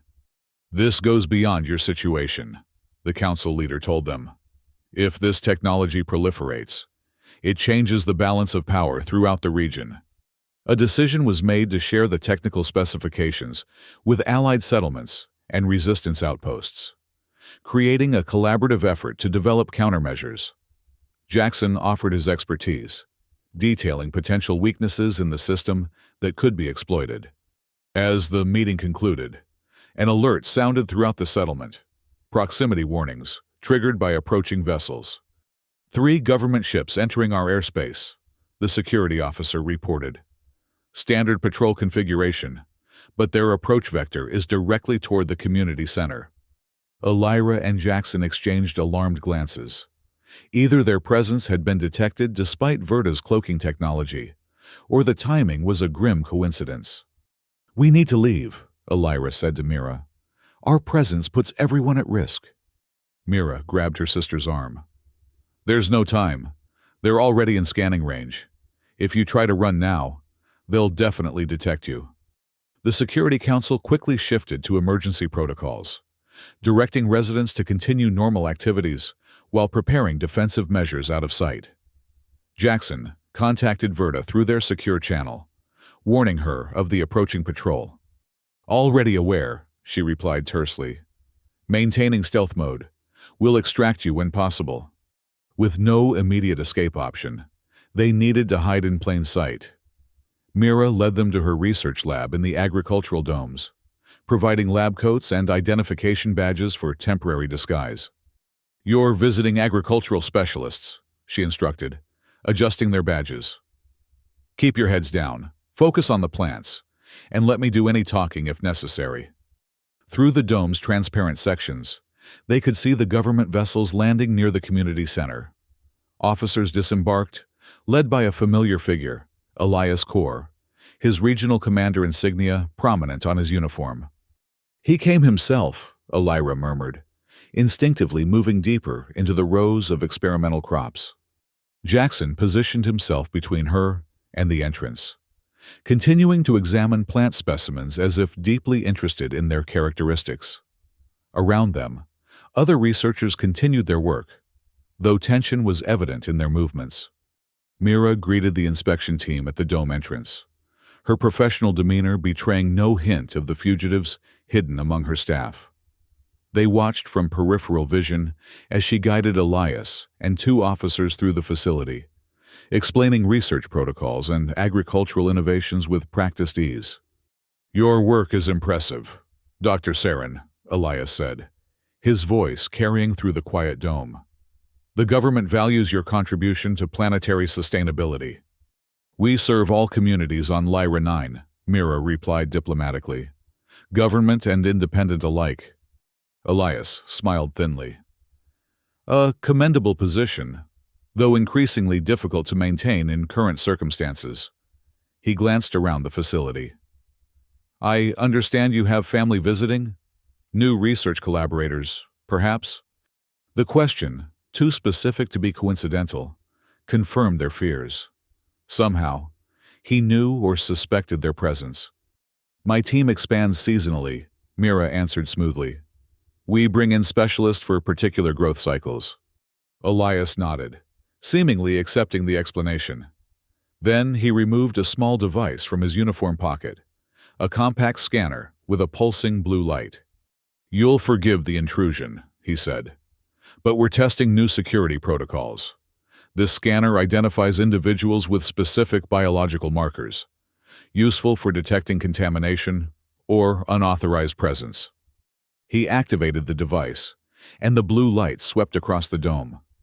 Jackson tensed, knowing the quantum resonance technology would detect their presence despite any disguise. Sure enough, the scanner emitted a soft ping as its beam passed over their section of the facility. Elias smiled, satisfaction evident in his expression. Interesting, he said. It seems we have unregistered biological signatures. He gestured to his officers. Secure that section for inspection. Mira stepped forward. Commander Kaur, all my researchers are properly documented. If your scanner is indicating otherwise, perhaps it needs recalibration for agricultural environments. Our specialized fungi emit unusual energy patterns. Her attempt at misdirection was admirable but insufficient. The officers moved purposefully toward Jackson and Elira's position, hands on their weapons. Quantum resonance doesn't lie, Dr. Saren, Elias said. Unlike family members, apparently. In that moment, Jackson made a decision, reaching into his pack. He activated a device he'd been developing, a resonance disruptor designed to interfere with scanning technology. The small sphere emitted a pulsating field that immediately caused Elias's scanner to emit erratic signals. What is this? Elias demanded, shaking the malfunctioning device. Interference from our experimental growth accelerators, Mira suggested quickly. They generate substantial electromagnetic fields. The distraction gave Elira time to send an emergency signal to Verta. while Jackson prepared a second device, a localized electromagnetic pulse that would temporarily disable electronic equipment. Elias wasn't fooled for long. "Secure everyone in this section," he ordered his officers. "Full biometric verification." As the officers advanced, Jackson whispered to Elira, "On my signal, head for the north exit. Verta should be positioning the ship." She nodded almost imperceptibly, her body tensed for action. The officers reached their position, one addressing Elira directly. "Identification, please." She presented her false badge, maintaining the researcher disguise. The officer scanned it with his portable device, frowning at the results. "This ID doesn't match your biometric signature," he stated, reaching for his weapon. "You'll need to come with—" Jackson activated the EMP device, sending a focused pulse that disabled the officer's equipment and temporarily overwhelmed the dome's lighting system. In the moment of confusion, he and Elira moved, not running, which would create panic, but walking quickly and purposefully toward the northern exit. Behind them, Elias shouted orders as emergency lighting activated. "Seal all exits! Full facility lockdown!" They reached the exit just as alarms began sounding throughout the settlement. Outside, they could see Verta's ship hovering just beyond the dome's perimeter, its entry ramp extended. "Go!" Jackson urged, pushing Elira toward the ship. "I'll cover you!" "Not without you," she insisted, gripping his arm. Together, they sprinted for the ship as officers emerged from the dome behind them. Pulse weapon fire erupted, energy bolts striking the ground around them. They were halfway to the ship when Elias himself appeared, taking careful aim with a military-grade pulse rifle. His shot caught Jackson in the shoulder, sending him sprawling onto the frozen ground.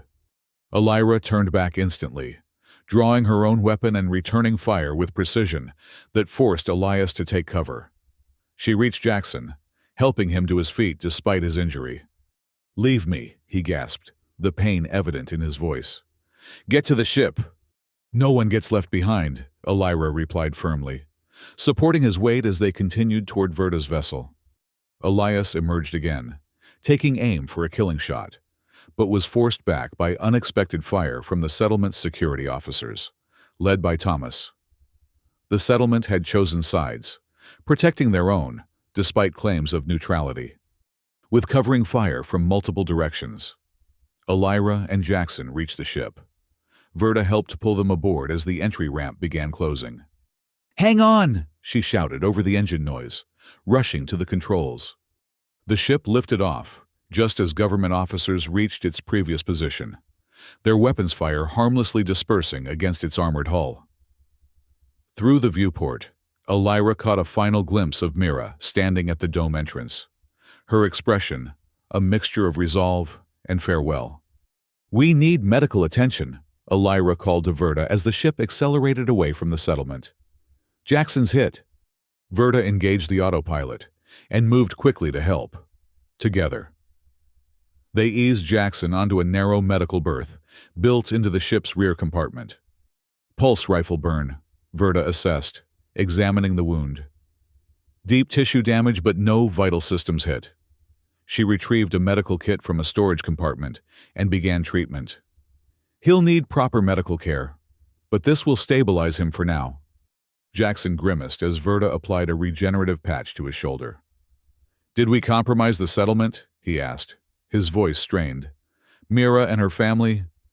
"The settlement made its choice," Verta replied, administering a pain suppressant. "Your sister-in-law has more allies than she realized. The security team's intervention wasn't planned. It was spontaneous." Elira gripped Jackson's hand, her eyes reflecting both worry and determination. "Elias won't harm them outright. The settlement is too valuable to the government, but they'll face scrutiny, possible restrictions." "We need to help them," Jackson insisted, trying to sit up despite the pain. "First, we need to get you somewhere safe," Elira countered gently. "Then we'll figure out our next move." Verta returned to the controls, setting a course that would take them far from the northern settlement. "I know a place, a resistance medical facility hidden in the eastern mountain range. They have proper equipment, experienced doctors. As the ship accelerated to full speed, the frozen landscape of the northern region gave way to forests once more. Elira remained by Jackson's side, monitoring his condition as the pain suppressants took effect. "You should have left me," he murmured, his eyes heavy. "Would have been safer." "That's not how this works," Elira replied, brushing hair from his forehead. "Not for us." Jackson managed a small smile before drifting into sedated sleep. Elira watched his face relax, the lines of pain easing. In the months they'd been together, he had become essential to her, not just a partner in survival, but the foundation of a new life she hadn't believed possible. She joined Verta in the cockpit, watching the landscape blur beneath them as the ship maintained its maximum safe speed through the canopy. "He'll be okay," Verta said, noting Elira's concern. "Jackson's stronger than he looks." "I know," Elira replied, "but this is my fault. My past caught up to us." Verta glanced at her. "Is that what you think? That he blames you?" Elias was hunting me, not him." "From what I've seen," Verta said carefully, "Jackson made his choice the moment he told you to stay with him. Same choice you made when you refused to leave him behind today." She adjusted their course slightly, avoiding a patrol zone marked on her tactical display. "That's not fault or blame. That's commitment."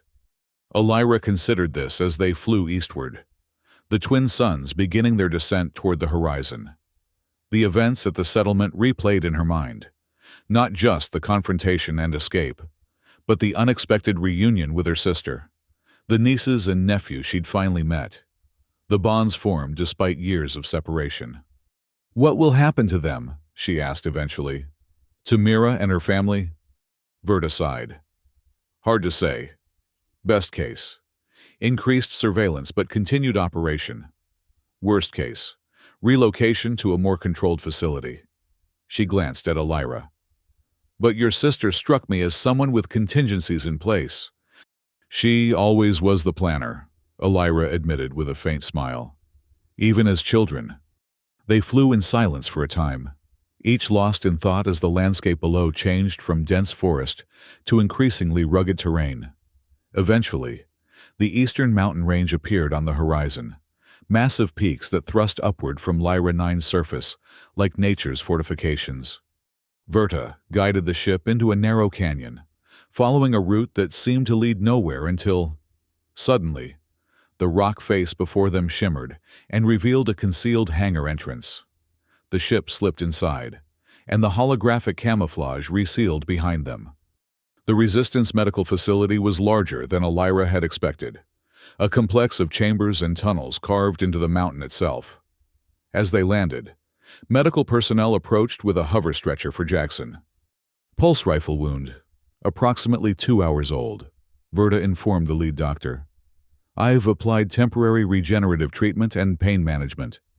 The doctor, a stern-faced woman with intricate scar patterns that marked her as a survivor of the mining colony rebellions, nodded efficiently. "We'll take it from here." Elira watched anxiously as they transferred Jackson to the stretcher. His eyes flickered open briefly, finding hers. "Don't look so worried," he managed. "I've survived worse prototype explosions." She squeezed his hand. "I'll be right here when you're done." The medical team whisked him away into the facility's depths, leaving Elira and Verta in the hangar. A resistance officer approached, exchanging a complex series of hand signals with Verta before speaking. "The commander wants to see you both," he said. "Immediately." Verta nodded, unsurprised. "Standard procedure. They'll want a full report on what happened at the settlement." Elira hesitated, glancing in the direction they'd taken Jackson. "I should stay with him." "He's in good hands," Verta assured her. "The best medical team in the Resistance, and the commander doesn't like to be kept waiting." Reluctantly, Elira followed Verta through the facility's winding corridors. Unlike the natural cave formations she'd expected, these passages were precisely engineered, evidence of advanced mining technology and careful planning. The command center occupied a large chamber near the heart of the mountain. Workstations lined the walls, staffed by resistance operatives, monitoring communications, supply lines, and patrol movements across multiple regions of Lyra 9. At the center, a three-dimensional tactical display showed the planet's surface in real time, with color-coded markers indicating government forces, resistance positions, and neutral territories. Commander Darius, a tall, imposing figure with cybernetic enhancements visible along his left temple, stood studying the display. He turned as they entered, his expression unreadable. "Captain Verta," he acknowledged, "and Elira Saren. We finally meet in person." Elira was startled by his recognition. "You know me." "I make it my business to know every Border Patrol warrior who defies orders to save innocent lives," he replied, "particularly those skilled enough to evade capture for months afterward." Verta stepped forward. "Sir, we have critical information regarding the Northern Agricultural Settlement and new government tracking technology." Over the next hour, they provided a detailed account of everything that had transpired, from their initial warning to Mira, through the confrontation with Elias and their narrow escape. Commander Darius listened intently, occasionally asking for clarification but otherwise allowing them to speak without interruption. When they finished, he turned back to the tactical display, studying the northern region where new alert markers had appeared. "Government forces have established a perimeter around the settlement," he noted. "Not a full occupation, but definitely increased presence." He zoomed in on the community center. "They're installing scanning equipment at all entrances and exits. Complete monitoring." "What about my sister?" Elira asked. "Her family?" Darius adjusted the display again. "Still present, according to our sources. Restricted movement but continuing their work." He looked at her directly. "Your sister appears to have significant protection within the settlement hierarchy. Several council members have formally objected to government interference." Relief washed over Elira. At least they weren't in immediate danger. "The quantum resonance technology is our greater concern," Darius continued, bringing up technical schematics. "If widely deployed, it would compromise every resistance safehouse and outpost. We need countermeasures." "Jackson was developing prototypes," Elira said. "The disruption device he used at the settlement was just the beginning." Darius nodded thoughtfully. "Then his recovery is a priority. We need his expertise." He turned to an aide. "Ensure Engineer Thorne receives our best care and full access to technical resources, once cleared by medical." The formality of Engineer Thorne reminded Elira that to the Resistance, Jackson wasn't just her partner, but a valuable asset, someone with knowledge and skills crucial to their cause. "What happens now?" she asked. "That depends," Darius replied. "On you, primarily. Until now, you've maintained distance from the Resistance while supporting our objectives indirectly. That position may no longer be tenable given today's events." Elira understood the implication. "You're suggesting we formally join the Resistance." "I'm suggesting you consider where you can be most effective," Darius corrected. "And safest. Elias Corps has made capturing you a personal mission, one endorsed by the highest levels of government. Your isolated existence in the forest, while admirable, is increasingly vulnerable." He wasn't wrong. The quantum resonance technology changed everything, making their hidden home potentially detectable despite all precautions. "I need to discuss this with Jackson," Elira said finally. "This isn't just my decision." Darius nodded, seemingly approving of her response. "Of course. In the meantime, you'll both receive full protection and access to facility resources." He gestured to Verta. "Captain, please ensure they're properly situated." As they left the command center, Elira felt the weight of impending decisions. Their life in the forest, the home they had built together, might no longer be possible. Yet the alternative meant fully committing to a cause that would place them perpetually in danger. Verta led her to the medical section, where they found Jackson resting in a recovery chamber. The advanced treatment had already improved his condition considerably. The wound was sealed, and color had returned to his face. Engineering instinct, he greeted her with a weak smile. Always trying to understand how things work, including pulse rifles. Elira sat beside him, relief evident in her expression. "How do you feel?" "Like I've been shot," he replied dryly.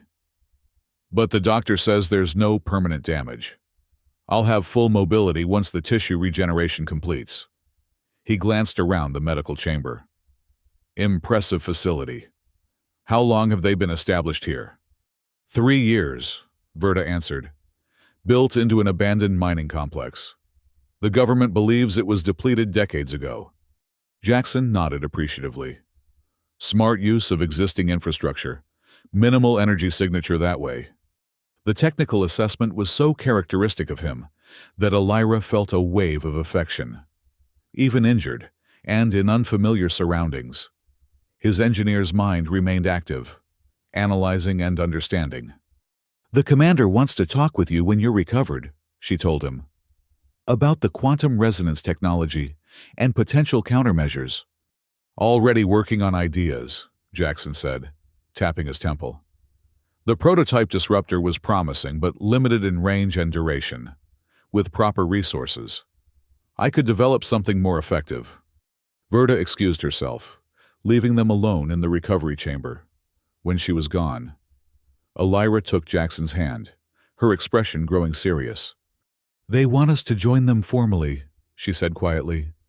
"Darius thinks our independent life is too vulnerable now." Jackson was silent for a moment, processing this. "What do you think?" "I think he might be right," Elira admitted. "The quantum technology changes everything. If Elias can track us through conventional shielding, we'd never truly be safe in the forest again," Jackson finished her thought. "Always watching, always running."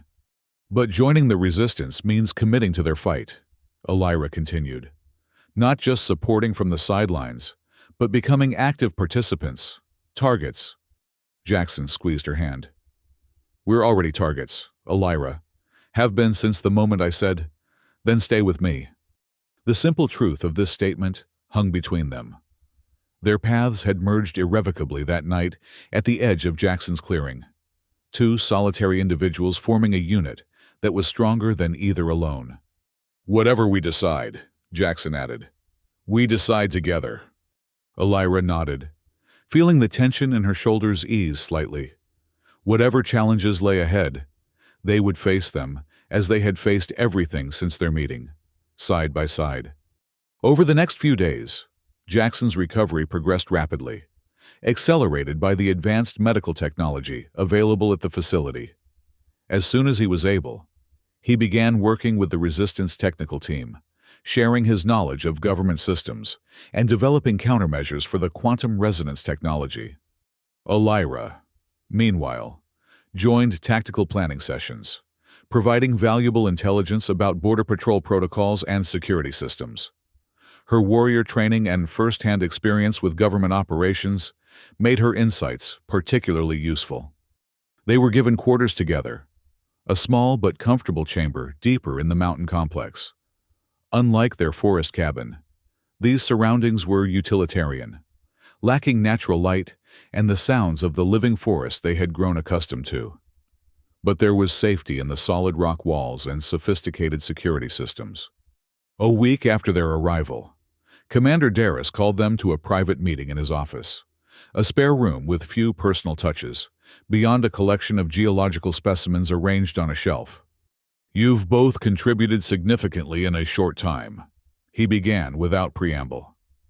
"The technical team reports substantial progress on the resonance countermeasures, and your tactical insights have already improved our operational security." "Thank you," Jackson replied. "But I sense there's more to this meeting than appreciation." Darius smiled slightly, a rare expression that transformed his severe features. "Direct. Good." He activated a display on his desk, showing a map of Lyra 9 with multiple highlighted locations. "We've received intelligence that Elias Core is expanding his search parameters. He's deploying the new scanning technology to all major patrol vessels and establishing checkpoints at transportation hubs. He's casting a wider net, Elira observed. Precisely, Darius confirmed. But it's not just about finding you anymore. He's using the technology to identify and capture resistance sympathizers throughout the settled regions. Your case has become a catalyst for broader oppression. Jackson studied the map, noting the strategic positioning of the new checkpoints. They're creating a surveillance infrastructure that will outlast any single manhunt. Which brings me to my proposal, Darius continued. The Resistance has planned an operation to disrupt the deployment of this technology, a coordinated strike against key manufacturing and distribution facilities. He looked at them directly. Your expertise would be invaluable to this mission's success. Elira and Jackson exchanged glances, communicating silently as they had learned to do over their months together. What exactly would our roles be? Elira asked. Advisory, primarily, Darius replied. Though your direct participation would be welcomed if you choose to offer it. And after this operation? Jackson inquired. What then? Darius leaned back in his chair. That would depend on its success and your decisions. The Resistance would continue to offer protection and purpose. Or, if you preferred, we could help establish you somewhere beyond government reach, perhaps off-planet. The possibility of leaving Lyra 9 entirely hadn't occurred to either of them. It represented both opportunity and loss, safety at the cost of abandoning the world they knew. We'll need to discuss this, Jackson said finally. Of course, Darius agreed. But don't take too long. The operation is scheduled for 3 days from now. Back in their quarters, Elira paced the small space while Jackson sat on the edge of their bed, considering options. Off-planet, Elira mused. It would mean true freedom from Elias and the government. But also leaving everything behind, Jackson pointed out. Our home, your sister, the life we built. The life we built can be rebuilt, Elira countered. Together, we could start fresh somewhere without constantly looking over our shoulders. Jackson watched her movements, recognizing the conflict in her posture. But Elira stopped pacing, turning to face him. But it feels like running away. From Elias, from the government's oppression, from the fight for what's right on this world. She sat beside him. When I saved that Noctan child, I made a choice that some principles matter more than rules or personal safety. I'm not sure I can abandon those principles now. Jackson nodded slowly. My wife's last words. Choose humanity, not safety. Leaving might secure our safety, but at what cost to our humanity? The question lingered between them as they considered their options. Participation in the Resistance operation carried significant risks, but it also offered purpose, a chance to strike back against the oppressive systems that had made them fugitives. I think, Jackson said eventually, we need to see this through. Help disable the technology, then decide our next steps with clearer options. Elira agreed. One mission, then we reassess. They informed Darius of their decision the following morning. The commander accepted without surprise, immediately integrating them into the operations planning team. The target was a primary distribution facility near Lyra Primus, where the quantum resonance devices were calibrated before deployment. According to intelligence, a major shipment was being prepared for transport to regional security offices, a perfect opportunity to disable multiple units simultaneously. The plan was elegant in its simplicity. A small team would infiltrate the facility during shift change, introduce a modified virus into the calibration system, and exit before detection. The virus would appear to complete the calibration process, while actually rendering the devices unable to distinguish human signatures from background biological noise. The beauty is in the delayed effect, Jackson explained during the final briefing. The devices will pass all standard tests, then gradually lose accuracy over time. By the time they realize the problem is systemic, the entire network will be compromised. Elira had been selected to lead the infiltration team, with Jackson providing technical support from a mobile command center positioned nearby. The mission would be supported by additional resistance operatives, creating diversions at other facilities to thin security resources. The night before the operation, Elira and Jackson sat together in their quarters, reviewing details one final time. The familiar routine of preparation, checking equipment, confirming routes, establishing contingencies, reminded Elira of her Border Patrol days, though the purpose was now vastly different.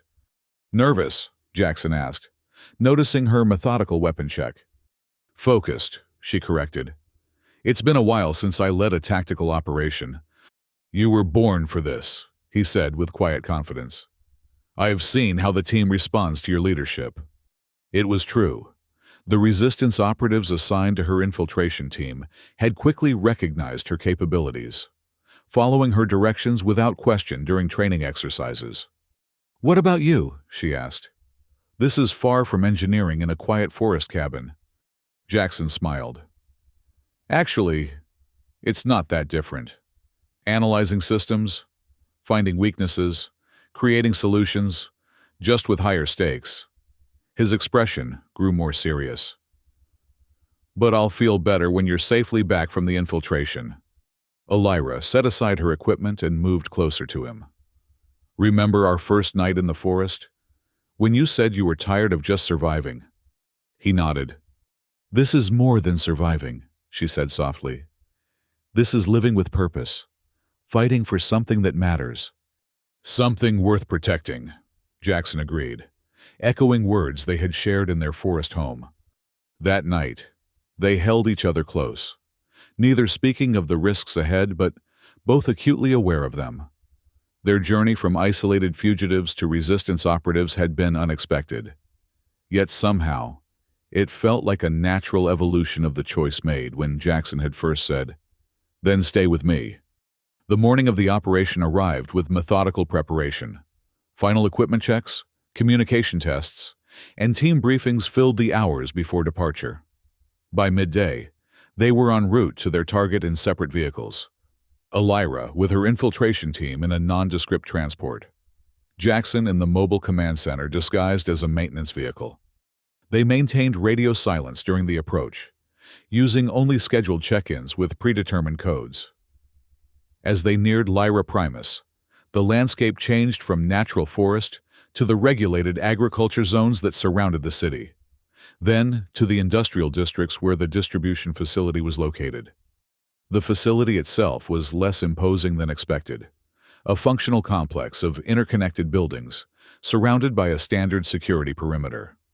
Its unremarkable appearance was deliberate, concealing its critical role in the government's surveillance infrastructure.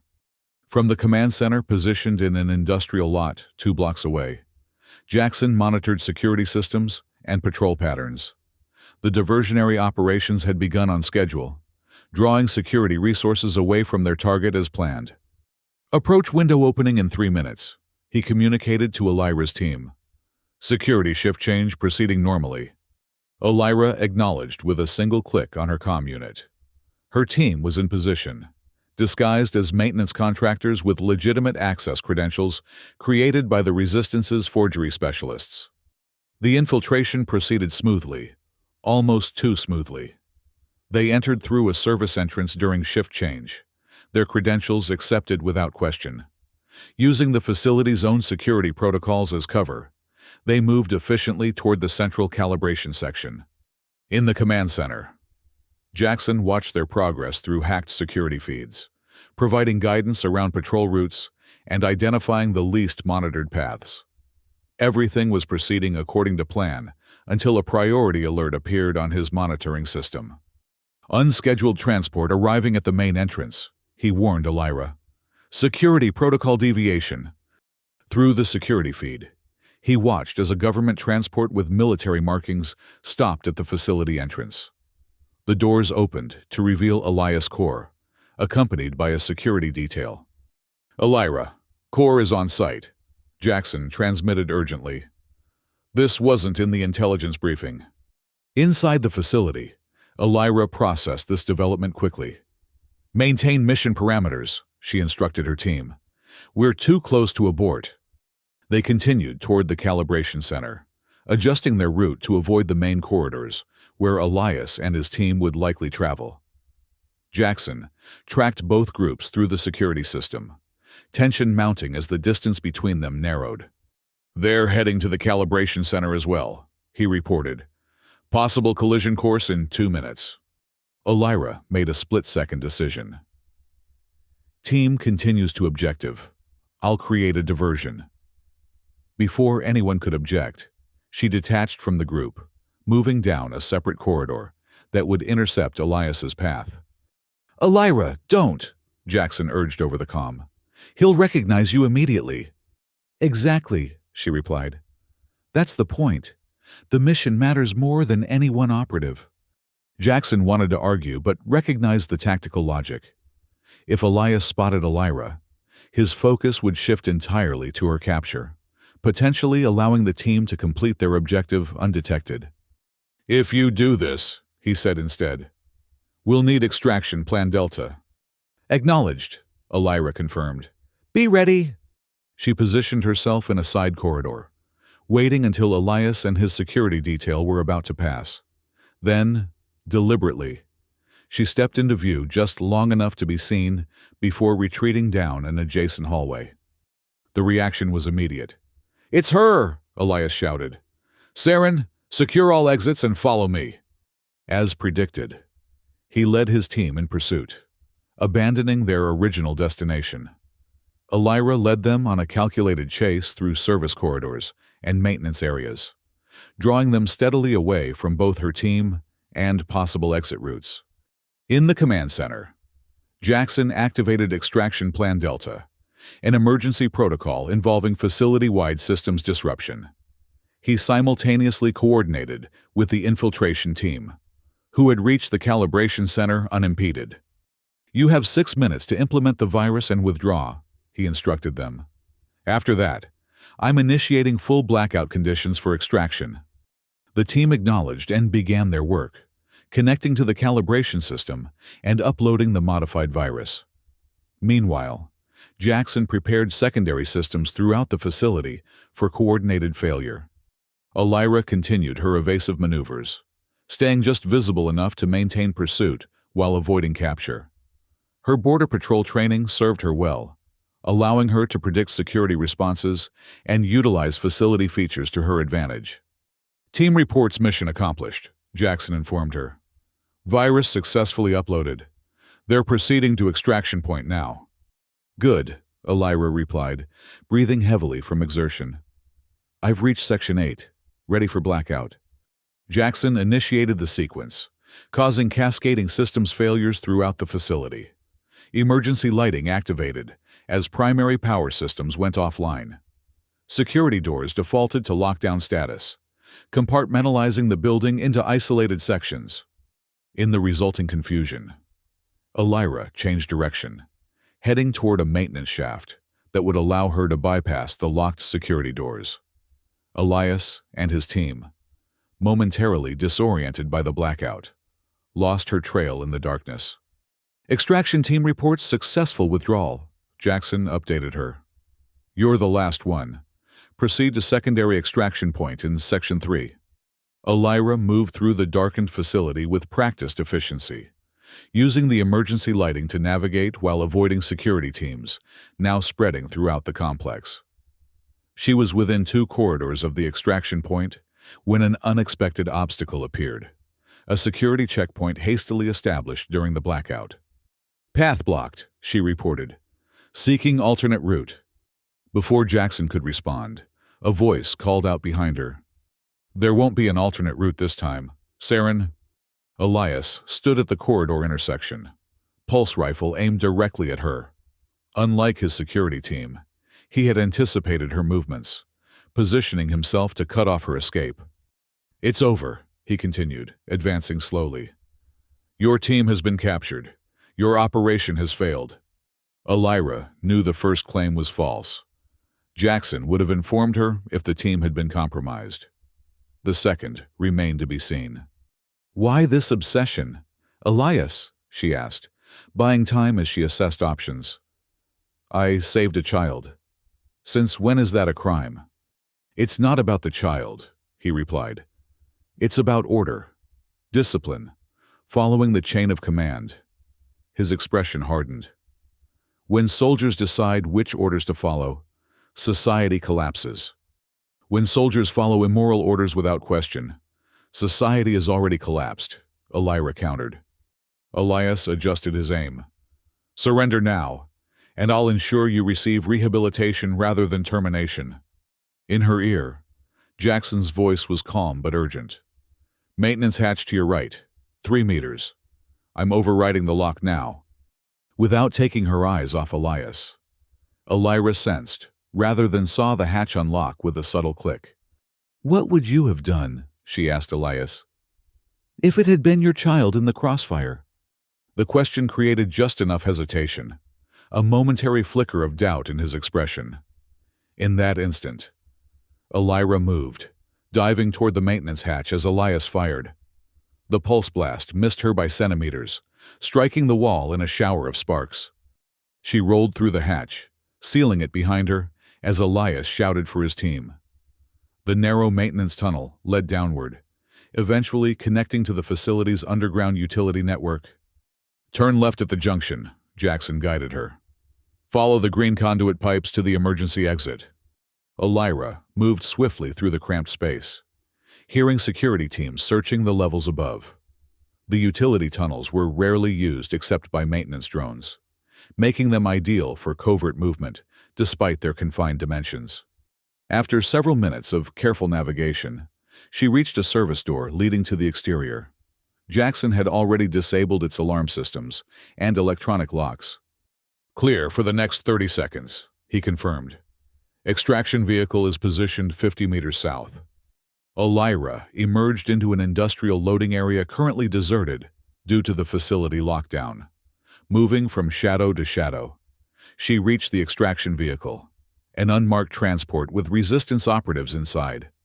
As they accelerated away from the facility, Elira finally allowed herself to relax slightly. Mission status? Successful, the driver confirmed. Your team is already clear. Virus implementation verified. We're the last ones out. And Jackson? Rendezvous at Checkpoint 3. Command Center is already mobile. True to plan.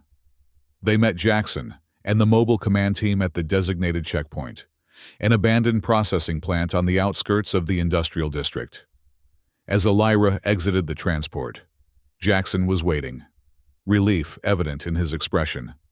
That, he said as she approached, was not part of the plan. Improvisation, she replied with a tired smile.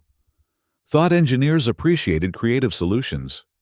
He embraced her briefly, but fiercely. The solution I appreciate is you being alive. They had little time for reunion. Security patrols would be expanding their search perimeter soon. The resistance teams dispersed according to protocol, taking different routes back to base to minimize detection risk. During the journey, Jackson shared the operation results. The virus had successfully integrated with the calibration system, affecting not only the devices at the facility, but also the underlying programming that would be distributed to all units. The quantum resonance technology would continue to function in appearance, while gradually losing effectiveness, buying critical time for the resistance to develop permanent countermeasures. What about Elias? Elira asked. He saw me clearly. He knows I'm working with the resistance now, which changes very little practically, Jackson pointed out. He was already hunting you with maximum resources. The only difference is, he now has confirmation you're still on planet. Back at the mountain facility, they debriefed with Commander Darris, providing detailed accounts of the operation, including Elira's unexpected encounter with Elias. Risky, but effective, Darris assessed. The diversion allowed the team to complete their objective without detection. The government doesn't yet realize the calibration system was compromised. They're attributing the facility disruption to a power distribution failure. How long before they discover the virus? Jackson asked. Weeks, possibly months, Darris replied. by which time the affected units will be distributed throughout the security network. It's a significant victory. He studied them both. Which brings us to the question of your next steps. The operation's success had earned them considerable standing within the Resistance. Various positions were available should they choose to remain. Tactical leadership for Elira, technical development for Jackson.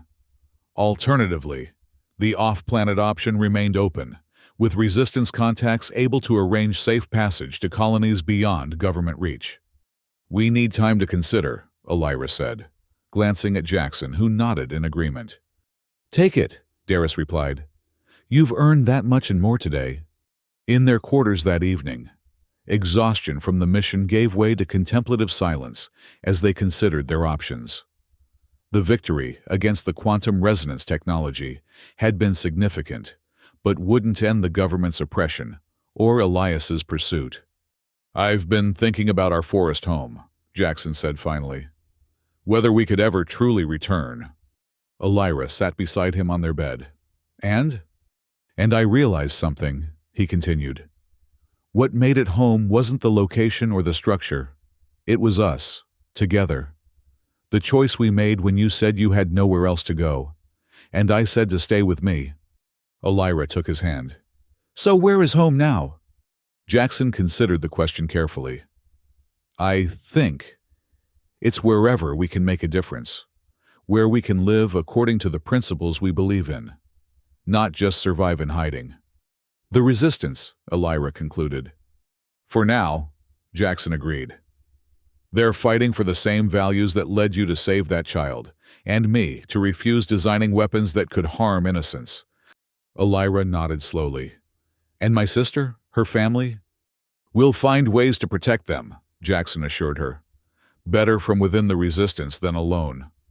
The decision settled between them with the weight of commitment and the lightness of clarity. They would remain with the Resistance, contributing their skills to the fight against oppression, while maintaining connection with the few people they still cared about in the outside world. In the days that followed, they formally accepted positions within the Resistance structure. Elira as a tactical advisor for field operations, Jackson as lead engineer for countermeasure development. Their quarters were expanded to include a small workshop where Jackson could continue his projects, including improved security systems for the mountain facility. Occasional reports from the northern settlement confirmed that Mira and her family remained safe, though under increased surveillance. The agricultural research continued, vital enough to the government that punitive measures had been limited to restrictions rather than relocation. Weeks passed, then months. They established new routines, formed relationships with fellow Resistance members, and continued refining their skills. The mountain facility began to feel, if not exactly like home, then at least like a place where they belonged. One evening, as they sat together in a rare moment of quiet, Jackson retrieved something from his workbench, a small device he had been developing in his spare time. "What's this?" Elira asked as he placed it in her hand. "A communicator," he explained, "specially designed to bypass government monitoring systems. It can transmit secure messages to similar units within a limited range." Elira examined the device, recognizing its potential for maintaining contact with outlying Resistance cells. "And with certain agricultural researchers in the northern settlement," Jackson added with a meaningful look. Understanding dawned. "You made this for Mira?" He nodded. "Captain Verta has agreed to deliver one during her next supply run to the region. It's not a perfect solution, but it's a connection, a way for you to rebuild what was lost."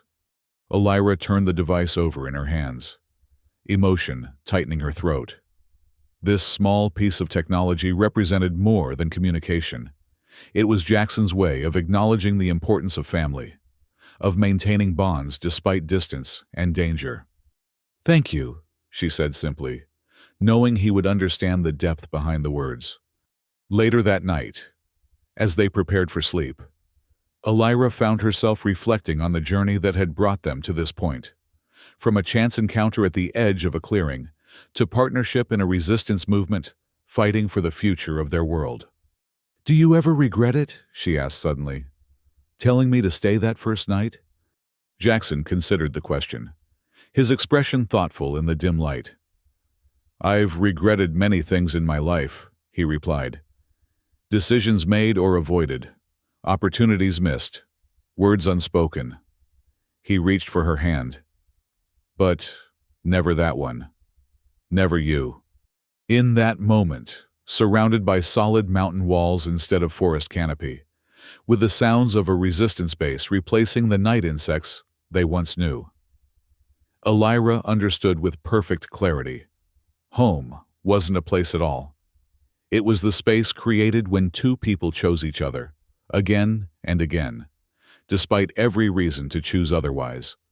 "When this is over," she said softly, "when Elias is no longer hunting us, and the government no longer treats compassion as treason, what then?" Jackson smiled, imagination lighting his eyes. "Then we build something new. A place where engineering meets tactics, where water filters and security systems coexist, where we can look up at twin moons without scanning for patrol drones." "Sounds perfect," Elira murmured, settling against him. "It will be," he assured her, "because we'll be there together." Outside their quarters, the resistance continued its work, planning operations, developing technology, fighting for a world where choices like Elira's to save a child would be celebrated rather than punished. Within, two people who had once been alone found continuing strength in each other. Their initial moment of compassion having grown into something neither could have imagined when she said she had nowhere else to go. And he replied, "Then stay with me." The future remained uncertain, the struggle against oppression far from over. But they faced it as they had faced everything since that first night, side by side, each making the other stronger. Their commitment a quiet defiance against a world that would have kept them apart.